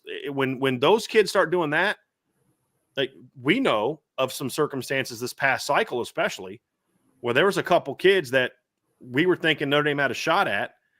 And Notre Dame kids like, hey, I like it. We're working this out. Another school offers more money. And he basically says, hey, coach, can you match this? And they're like, no, we're not going to match that. You said you want to be here. We're offered you a pretty good deal. Do you want to be here or not? And if you need us to match that, then that tells us you're not coming here for the right reasons. You're only going to the highest bidder to go ahead and go on over there. And they'll pass on that. Not that they're afraid to pay money, but if it's only about that, they're not going to get them. But the point is, Brian, what we look at is a great recruiting class is not one that just accumulates points based on a subjective recruiting scale. I mean, a subjective recruiting scale is important because we all have that. We all have our subjective evaluation of recruits, but you can't. There's no way in just a points only system of evaluating where you needed 5 offensive linemen, you only got 2. Yeah, you did great at linebacker and DB and running back and quarterback, but you don't have anybody blocked for those guys. Now the points look great. But you don't have anybody to block for that. You know, if you're the number 32 recruit at Rivals or the number 33 recruit, there's a pretty substantial difference in points between that one difference because 5-star versus 4-star gets, X number of points boost. It's about, did you land impact talent? Did you land talented depth? And did you meet your needs? Those are the 3 things that you have to have. Because if you have a system or a team that has a lot of talented players, but they needed this and this, and they didn't get this and this, then how can you say that's the number 1 class in the country? When Texas A&M had the number 1 class with 8 D linemen and 1 linebacker, I'm like, that's great. They can't put a team on the field with that group. They can't put a starting offensive defensive unit on the field with that group. That's not a number 1 class. Bama's could. Ohio State's could. That's the difference. In that regard, I'm with you, Brian. What was your number for having a top 10 class based off how we evaluate this? You said. Well, the way I look at it is like I was told, just as an example, USC is going to take 35 kids. So by the old metrics, it's almost impossible for them not to have the number 1 class. So by like the old school Rivals or 24, they'll end up with, and that's why they got a good class. Sure. It won't be balanced, but whatever. But for the way I look at it, I look at impact players. Did you meet your needs? And what Driscoll just talked about, the balance of the class. Do you have a whole, like, for instance, obviously Jeremiah Love is elite. Is he even better when you have good offensive linemen? Yeah. Do you have somebody to block for the running back? Are you accenting the players that are your skill guys that get the football? Yes or no? It's a checkbox. Obviously, Notre Dame's O-line class this year, it's a safe bet based on where they're going to be one of the top 10 in the country, maybe top 5. They're already top 5 now. Yeah. And if they land one more kid, if they get the kid from North Carolina, then it's top 3. I tell you, Brian, you got to watch this. The Grayson McHugh kid from LaSalle. I've heard about him, but I don't know what's going on with that. Watch him. Yeah, so they're in a good spot. He's on campus right now, by the way. Oh, is he? Oh, okay. That's a Penn State ND battle, if I remember right. But you are correct. Notre Dame's just doing such a good job across the board. There's nowhere I can say in this class, at least currently, that I'm like, man, they are screwed. They're not getting somebody here. Even last year, boards.irishbreakdown.com, there was a discussion every 28 minutes that started, that you had to delete some of them, about wide receiver recruiting. Right. That is a fact. It was just awful. But I understood. Sure. They're in on Braden Robinson, Jadon Finley. They've already got I forget his name, but Bubba. He is holy crap fast. Like he's 4'4" at an Under Armour camp. The kid can go. and he's going to be your second or third receiver in this class, maybe. Plus, you already got Faison, who's I think ranked like one of the 1 or 2, 3 best lacrosse players in the entire country. Yeah, who's better in high school than his brother was, by the way. At this point, I mean, I've seen Faison play from 5 feet away. He's better than his brother at this stage of football too. It's not even a question. The point is, they don't have a spot that you're like, this could work out very poorly. So to me, it'll be a top 5 class because you won't be able to take away Notre Dame's best on either side of the ball with this class because everybody is good. You can't just remember like the late 90s, early 2000s, until they got to 2002, their cornerback room. Oh my God. One guy over here's good, but this other guy, we're going to throw it Highway 15. I mean, for the love of mankind, they just destroyed whoever was on that other side. They don't have that. And it's because of balanced recruiting. So the way I evaluate it, being totally different, is that way. And it gets subjective, but that's the only way to do it. Did you fill needs? Yeah. Notre Dame's going to do, they pretty much, like, I don't even know what would be your biggest concern at a position? Is there one? As far as like how they're going to finish in this class, correct. I still need to see them finish strong at receiver. Okay. Like they're in a great spot with Caden Finley, but you got to finish. You got to close. 100%. You're in a good spot with Braden Robinson. You got to close. You still got to find, I think, a bigger bodied guy in this class, whether it's Gordon Sellers, who I, still think is going to commit to a school tomorrow. I don't anticipate it being Notre Dame. They're going to keep recruiting him. Is it a Brian Williams kid? Does he have a breakout? I mean, he's a nice player, but like he's not a needle mover. You got to get Caden Finley, and I'd feel even better if you get Caden Finley and Braden Robinson. That tells me, okay, you added some big time speed to this roster, which they need. Running back, they're going to get a big time player, if not 2. Offensive line is going to be outstanding. Tight end is the position where I'm like, I don't quite know where they are there. There's some guys they like. I think D-line recruiting is going to be outstanding. Linebacker is going to be a good class. It won't be as good as it's been, partly, Brian, because this is not a great linebacker class nationally. Yeah, sure. It's just not. Some of the best linebackers in the country, in my opinion, are guys who don't even play linebacker right now. Like a Simeon Caldwell, guys like that who don't even play high school linebacker. It's not a great linebacker class. I have felt that in recent years, running back has been down. I think this is a phenomenal running back. It's really good. So deep. And like there's guys who I see ranked in the top 1 or 2 of the services. I'm like, I like the kid. Savion Hitter's one. I don't have him in my top 5. He's a top 100 back, but I mean, there's guys on the board. I'm like, that guy's really good, but he's just not in my top 5, especially since Kroll's the kid that reclassified, right? EJ Kroll, is he the one that reclassified from Xavier Crowell or whatever? The kid from Jackson, Alabama. He's legit. Really good. So Notre Dame tapping into that is big. Secondary, I don't know who they're going to finish with, but you just kind of assume they're going to finish well there. Though it's not a great year at safety either, in my opinion. And I don't count Joey O'Brien as a safety because he's kind of a do-it-all. I mean, people recruit him at different. Ole Miss offered him as a receiver, but I think, as you said, it's going to be. You got Noah Grubbs at quarterback. You're going to get a big time running back. I think your offensive line class is going to be elite. I think you're going to have elite defensive line class, and you're going to be quality linebacker, quality in the secondary. The thing that's going to determine if this is a top 5 class or not, Brian, to me, is can you finish the way you need to on the D line, and can you finish at receiver? That's the big question for me.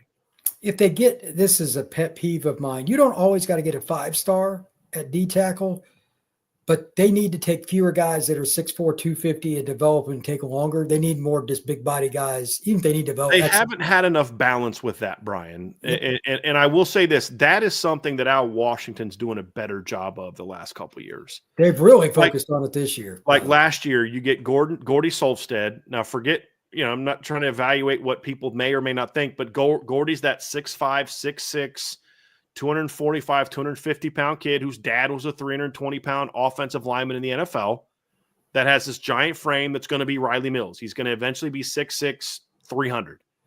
But then you also got Davion Dixon, who's 6'2", 320. The year before, you got Sean Sevillano, who's 6'2", 340. All right, so this year they're trying to do the same thing. And it's Tiki Hola, who's kind of in between. He's 290 to 300. He can play nose or 3. But then you got Noah Clark that they're trying to get from North Carolina, who's 6'3", 305, 310. But then there's also Kerry Wilder, who they like from California, who I think is a dude. He's 6'4", 250 to 260, plays more of an end now, but that he's going to be Riley Mills type as well. You got to balance it, Brian. You can't just bring in the 6'2", 320 guys, because then you're just a 3-4 team. You can't also just bring in, like you said, you don't want to also just bring in the Howard. You can't have a defensive line built with a bunch of Howard Crosses. You can only afford to have one. And I would prefer eventually to have your Howard Crosses be 6'3", 295, not 6'1", 285. I mean, that's where they've got to get to. And I think that's what's different about this class, because you're looking to land a couple big guys, and you want to bring in that athletic hybrid type of player. And then there's a couple DNs they're recruiting who may eventually grow into D tackles, like Elijah Golden, maybe a Mikhail Blade, guys like that. So I think that's going to be the finishing strong on the D line is key. And actually our next question, Brian, is about that. It's from Camden Hirschberger. Says, if Notre Dame is able to land Tiki Hola, are you concerned about their ability to land another great interior player to play alongside him in the class? No, I actually think in football is different than other sports, where in football, when you land a top player at your position, it's easier to land other top players at that position, meaning like units. And when you land one great D tackle, it's a lot easier to go land another one who you're pitching on playing with that guy, not competing for the same spot. Because in football, Brian, guys understand, if I'm a linebacker, I got to care and put emphasis on what are they recruiting in front of me and beside me. That matters. If I'm a stud D tackle, I want to go somewhere where I'm not going to be getting double teamed all game because I'm playing with a bunch of dudes who aren't any good. I want to play with other dudes. And so I actually think getting a guy like Tiki Hola, who's from Texas, I think increases your chances of getting that next guy. Just kind of like, so it's funny, Ebenezer committed first publicly, but Rodney Dunham committed first privately. And once Rodney committed, that actually helped speed up the process for Ebenezer, partly because there was one guy in the class, but the other part is Rodney played a big role in convincing Ebenezer, let's do this together. And because they want to play together. So it's not like, I don't want to go to the same school as Ebenezer because I don't have to compete. No, you're going to be playing together. And I think it makes it easier. And that's why Texas A&M could do what they did and other schools every year, recruiting 3-4 big-time D linemen, because those guys know to play together. And in today's era, Brian, with how much you're going to rotate, even if I'm number 2, I'm going to play. Like, that's what helps with Notre Dame and retention in the secondary, because, like, you don't got to win a 1-2 job at safety to know you're going to play a lot. You got to be 1, 2, maybe 3, maybe even 4, and you're going to play. At linebacker, it's not like, well, Drake Bowen and Jalen Sneed are starting, so see you next year, Jaden Osbury and Kingston Viliama-Asa. It's like, no, they're all going to play and play a lot. Same thing on the D-line, where it's easier to sign 3 D tackles in a class now than it used to be. Because, like, well, we're all going to play together. I can't play 70 snaps. Don't want to play 70 snaps a game. We're all going to play. So I think if they get Tiki Hola, I actually think that helps them finish this D tackle class out better. This is the best position they've been in a D tackle that I remember. I'll leave it at that. Next question is from Brando Rosendahl. Does success in the NFL matter just as much as, say, where a QB is drafted on draft day for recruiting purposes? I think success matters more than where they're drafted ultimately, meaning, like, at the end of the career, you're going to get more credit for producing Tom Brady for the career he had than dinged for he was a 6th-round pick. I think in the immediate, where they're drafted matters more in the present. Wow, look what this guy got drafted in the 1st round the last 2 years. But in 10 years, no one's going to remember that this guy was a 4th-round draft pick, and that guy was a 3rd-round draft pick, and this guy was a 6th-round draft pick at this school, but they were all pros. They're not going to care where they were drafted. So big picture, how they do in the NFL matters more than where they're drafted. But in the immediate, I'm trying to sell the 26 and 27 recruiting classes. It's going to be, look where Benjamin Morrison got drafted. Look where Xavier Watts got drafted. Look where so-and-so got drafted, more so than how did they do in the NFL.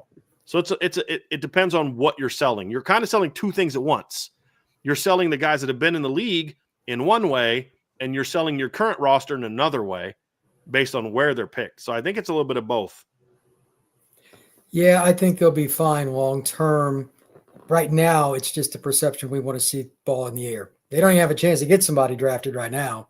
Riley Leonard is the guy that nobody expects it. I think he's better than what some project for the NFL. I think he'll make a roster, but anything to get it, that'll be a bonus. But the next guy that matters will be CJ.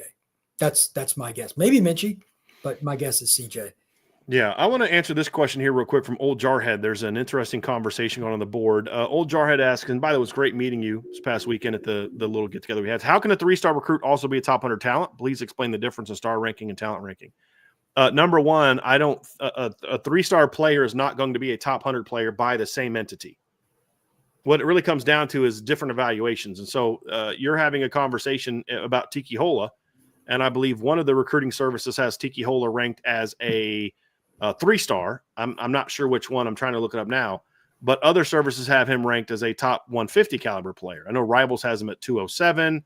247 has him ranked as a 3-star, as the number 53 D lineman in the country. Well, I'd have two comments. Number one is I think 247 is probably the worst at rankings evaluations right now. It's my opinion. Brian, you don't have to comment on that because you are around these people more than I am.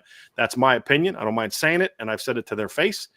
But it's just more about how do you evaluate it. If you ask Notre Dame, they would say if you think he's the 50th, if you don't think he's one of the 50 best players in the state of Texas, you don't know what you're doing.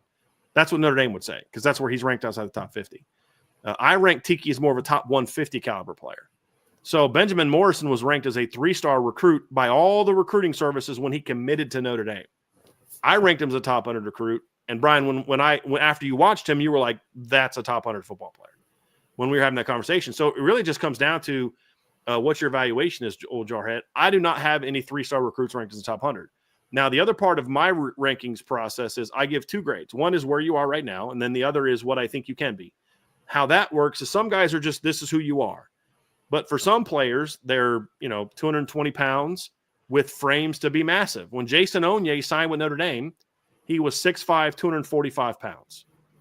At the time, he was a 3.5-star player. Because how can I evaluate a potential 3 technique as a 4-star, no matter how dominant he was in his junior year in Rhode Island? I think he had like 17 sacks or something like that. When he's 245 pounds, he's played football for 2 years. But the upside grade was if he pans out, he has top 50 caliber talent. It's just every kid is different. Some guys are, you're good coming in and you're going to be good when it's all done. Some guys are, he needs time. Quentin Nelson was a guy that was, you could just look at him and like, okay, right now he's a 5-star. Whereas a guy like Joe Alt was more of a, well, he may not be a 5-star now, but if he pans out, he could be this. So that's how I do my rankings process. The national services have to inherently kind of incorporate both a little bit into that when they're coming to the evaluation. Sometimes they put a little more emphasis on, this guy's ready to play right now. Other guys are more of, he's not ready to play right now, but he's got a lot of potential. So they'll kind of comment on that. But I just found that's the best way for me to do it, is to rank them now and then rank them based on what they can be. So like Boubacar Traore was not a very highly ranked player for me coming out of high school. He was banged up his last 2 years, didn't play a full season. He was very raw. And so he ranked low, but you could look at the tools and say, if this kid can pan out, he's got 5-star talent. He's got 1st-round NFL draft pick talent. That's the upside. The upside is the projection. It's the guess. It's the risk. The current grade is the floor. If you want a guy to come in and play right now, you want that higher current grade. If you're loaded at a position and you don't need it, I mean, like right now, Grayson McHugh, Brian, and I want you to tell me after you've watched this film, give me a call and tell me about him. He's 6'7", 270 pounds. I can't rank him as a top 50 or top 100 player right now. But I'll tell you what, when he gets 3-4 years in a college weight program, don't be shocked when he's over 300 pounds and he's an All-American. Right? Like that's what you have to look at as a coaching staff. Brian, if I need an offensive lineman to come in and play right now, I can't recruit that kid to fill that role. But if I've got the depth chart to allow a guy like that to develop, then I'm going to go for that. So I hope that answers your question, Old Jarhead, as far as the difference. But it's just people make different evaluations. Like CJ Carr was ranked very high by everybody except on 3. They didn't have him in their top 200. And we'll find out who's right on that. That's just different people have different rankings. Brian, you and I don't always see eye to eye on recruits. There's times I like a guy more than you do, and I'm right or you're right. There's times you like a guy more than I do. Sometimes you're right, I'm right. But there's different reasons why, but just not everybody sees everything the same. A guy that's really hard to evaluate, just to bring this up, Scrap Richardson. He's changing positions. I don't know how you put a value on him. I saw him play in high school, but his team was terrible, and he didn't get to do much in that game, but like he's fast as all get up, but he's never played receiver. Right. How the hell do you Now, grade that? For someone like me, I feel like I can evaluate that better because I've coached the position and I've had to make those evaluations. I know what to look for when you're looking at a quarterback comparing. And you look even little things like how does he catch a snap? Like different things like that. But like I can't tell you how good of a route runner he's going to be. I can't tell how good of a contest. So his current grade is going to be different from his upside grade, right? And I think guys like him are that's where my grading system is perfect for. Because you can't in good faith rank him as a top 100 player, but you also can't say, but if that kid taps out and maxes out, that guy could be a difference maker for you. So that's what those things are built for. I mean, I could rank him as a top 100 guy if I wanted to be completely, go full homer mode on you. But imagine, Brian, can you believe they signed 23 top 100 players last year? It was amazing, greatest class ever. No, that won't be happening. But I think, but that's the challenge, O'Brien. It's like, okay, you want to project the guy to go play D tackle, but right now he's playing outside linebacker or defensive end. There's some projection that's required of that. And I mean, heck, Bryant Young what came to Notre Dame as a linebacker, middle linebacker, 6'3", 240-pound linebacker. I don't think Notre Dame had illusions of him playing linebacker because they could see the frame and know that he was going to blow up once he got to college. And that's why certain guys are really good at this and some guys aren't, because some guys can see that. Vinny was great at seeing that stuff back in the day. I think Mike Mickens is a master at seeing upside and potential in DBs, which is why sometimes those guys that came up in the ranks through like the Bowling Greens and the Cincinnatis tend to sometimes be the best evaluators because he had to go realize it. I know that Sauce Gardner's only $140 right now, but this kid's going to be special. And I don't think most of us would have watched Scrap in high school and been like, he's going to be a first-round draft pick. I doubt most of us would have felt that way, but Mike Mickens did. Okay, couple here real quick. Salty Virginia Peanuts. Does Mitchie being QB2, if that happens, getting multi-game snaps this season, or QB1 make it much more likely that he does not enter the portal? Oof. I think, Brian, I think if Kenny is going to come back, I do think he needs some sort of – I don't think he needs it. I would not be surprised if Kenny has conversation with Notre Dame about, look, if I come back and I battle and I don't win it, what is there a role for me other than just I think you have to consider that. Is there a red zone role or a short yardage role or something for me to allow me to continue to play? I think you kind of have to have a conversation like that with a kid like him, Brian, if you're going to convince him to come back knowing he may not win the job. I don't know if that's necessarily something I would do just because I don't know how many times I want to not have the ball in the hands of Jeremiah Love or Keidron Young or Jadarian Price, but if that's what it takes to keep Kenny, you almost you have to at least consider it, I think. Yeah, they're going to have to figure that out. He's such a good athlete.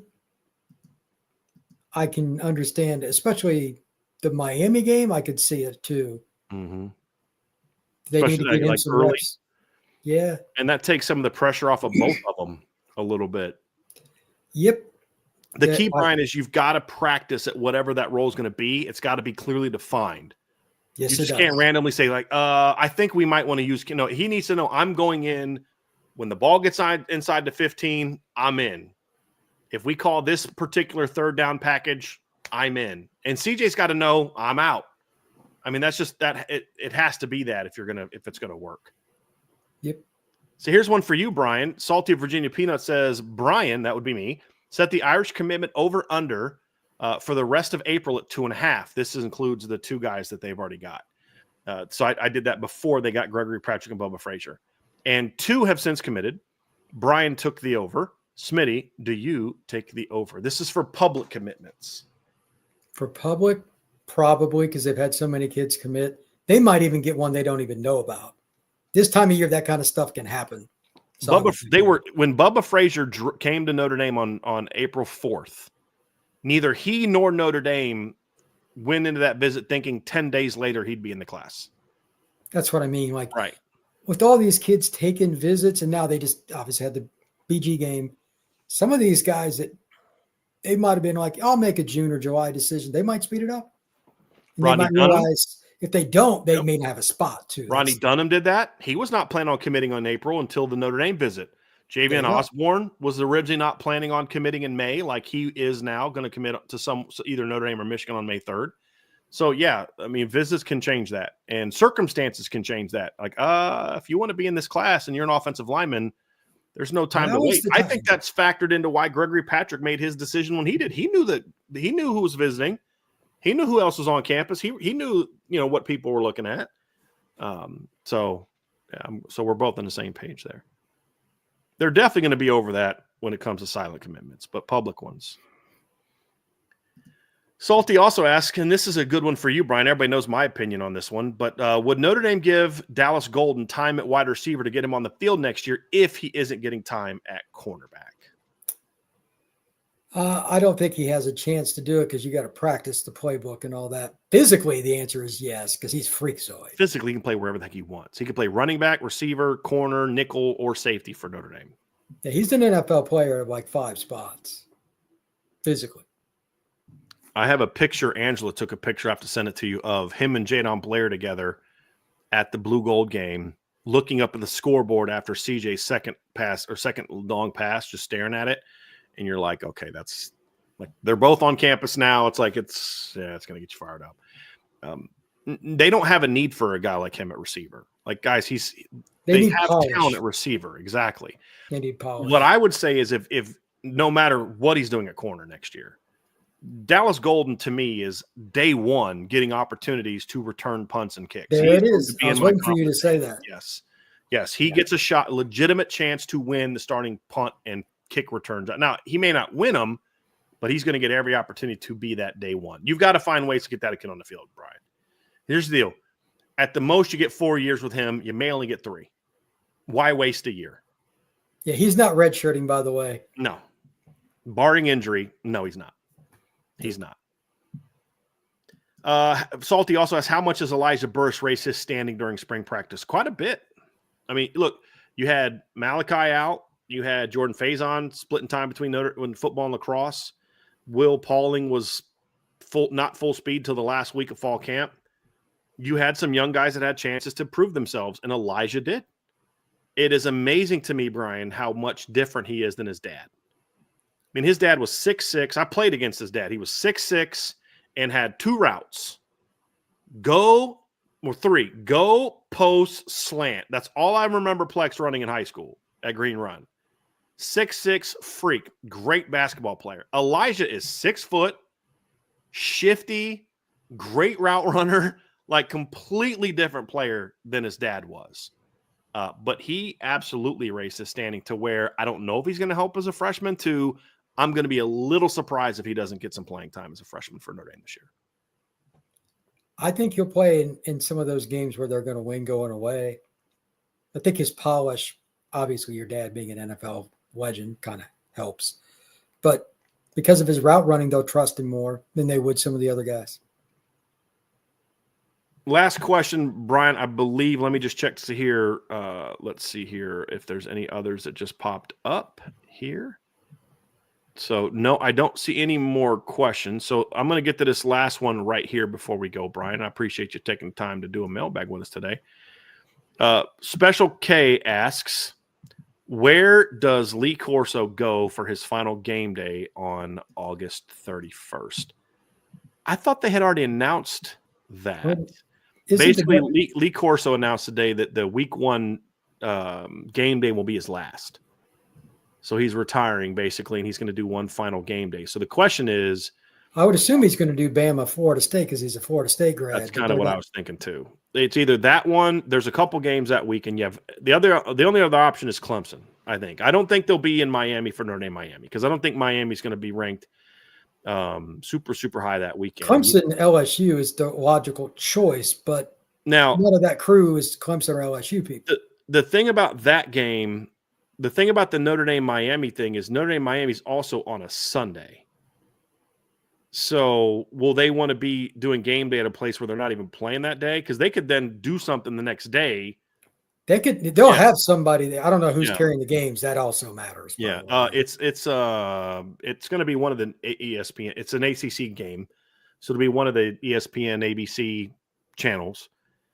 But so see, you've got Tennessee, Syracuse. No, so you got LSU, Clemson will be one, and then Alabama, Florida State's the other, and that's being played at Doak Campbell. The only concern about that one is I don't know where. LSU and Tennessee, Clemson and LSU is at least going to be two top 25 teams. Florida State, I've got going 7-5, and I know that roster. Is their stadium going to be ready for the opener?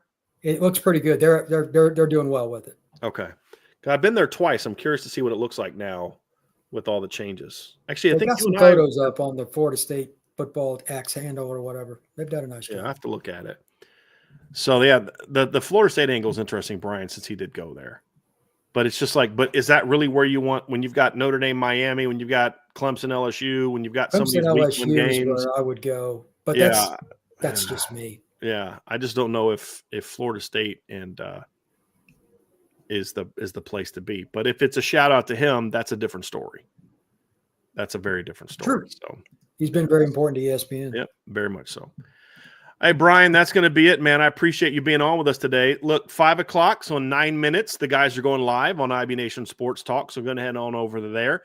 Look up the Portal Podcast and also Locked On Seminoles to find my guy, Brian. He'll be back again here soon.